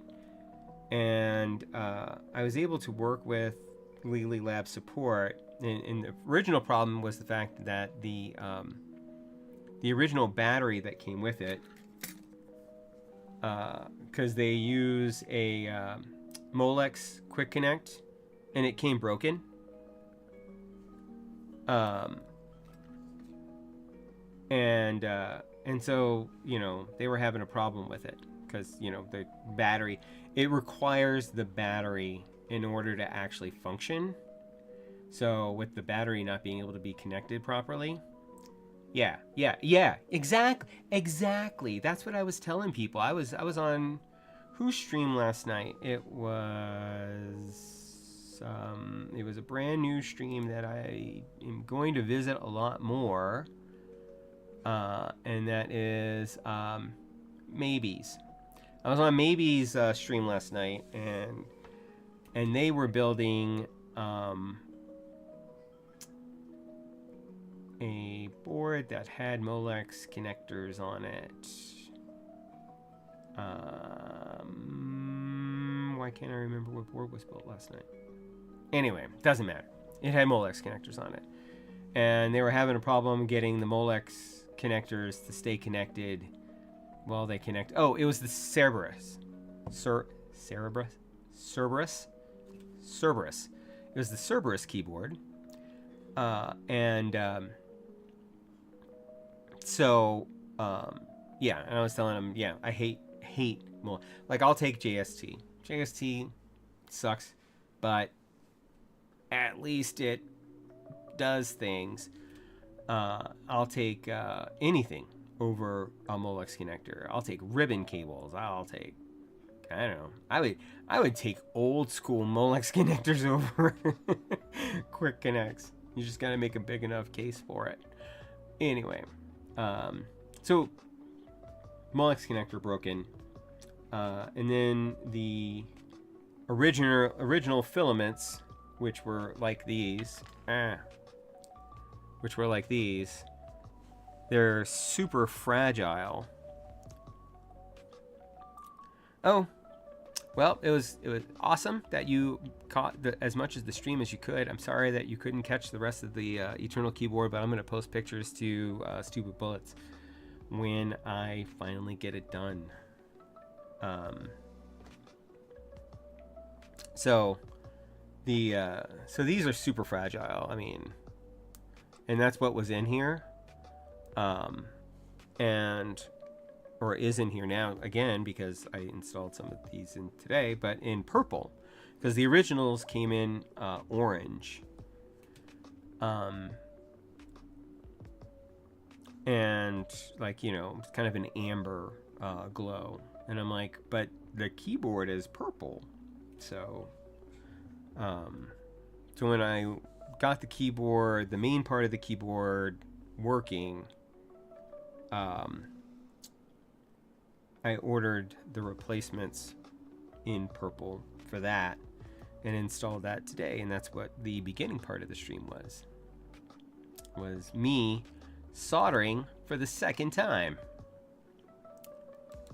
I hate the fact that they moved away. Come on, come back.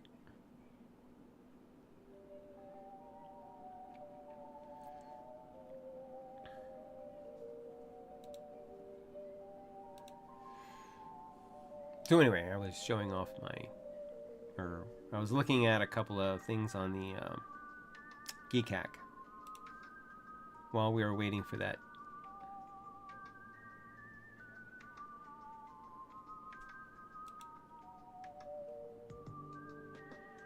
Oh yeah, the new Dry Studio 98%. That might be neat. With the separated polycarbonate top. How much is this bad boy going to be? Dry Studios, by the way, which is the more affordable version of Angry Meow. For anybody who doesn't know. Angry Meow are the ones that make that keyboard that has the dot matrix display at the top. They were the first ones to do it. I think EpoMaker has one now too.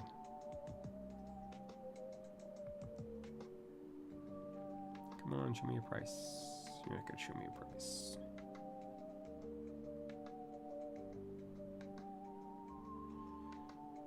And apparently part of their new aesthetic is this circle knob thingy, because their last 3 boards have had it.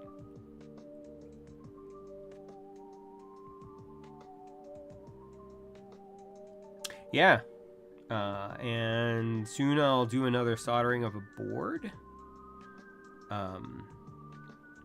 I plan on soldering the original PCB for the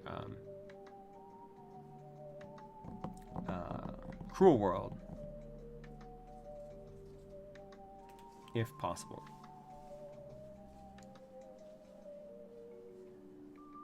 So that is my goal.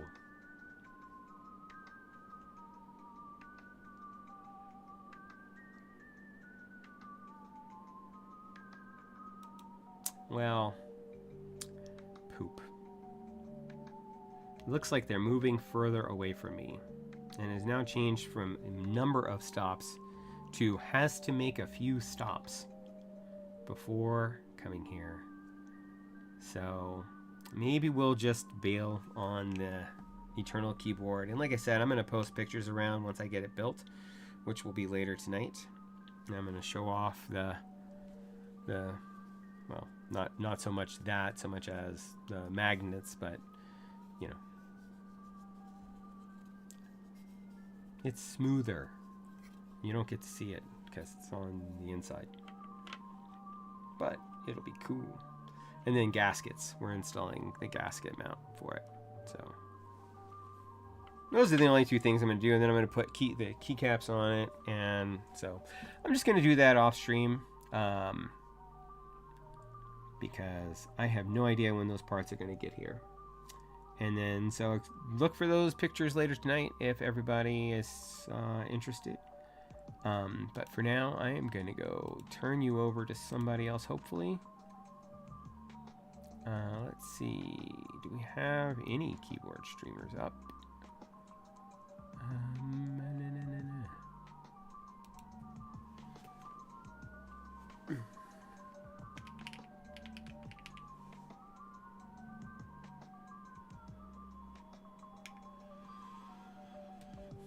It does not appear so.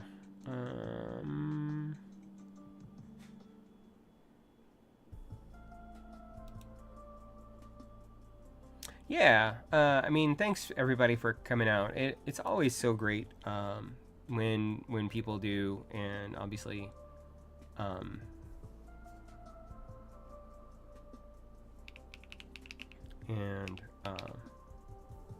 right, of course.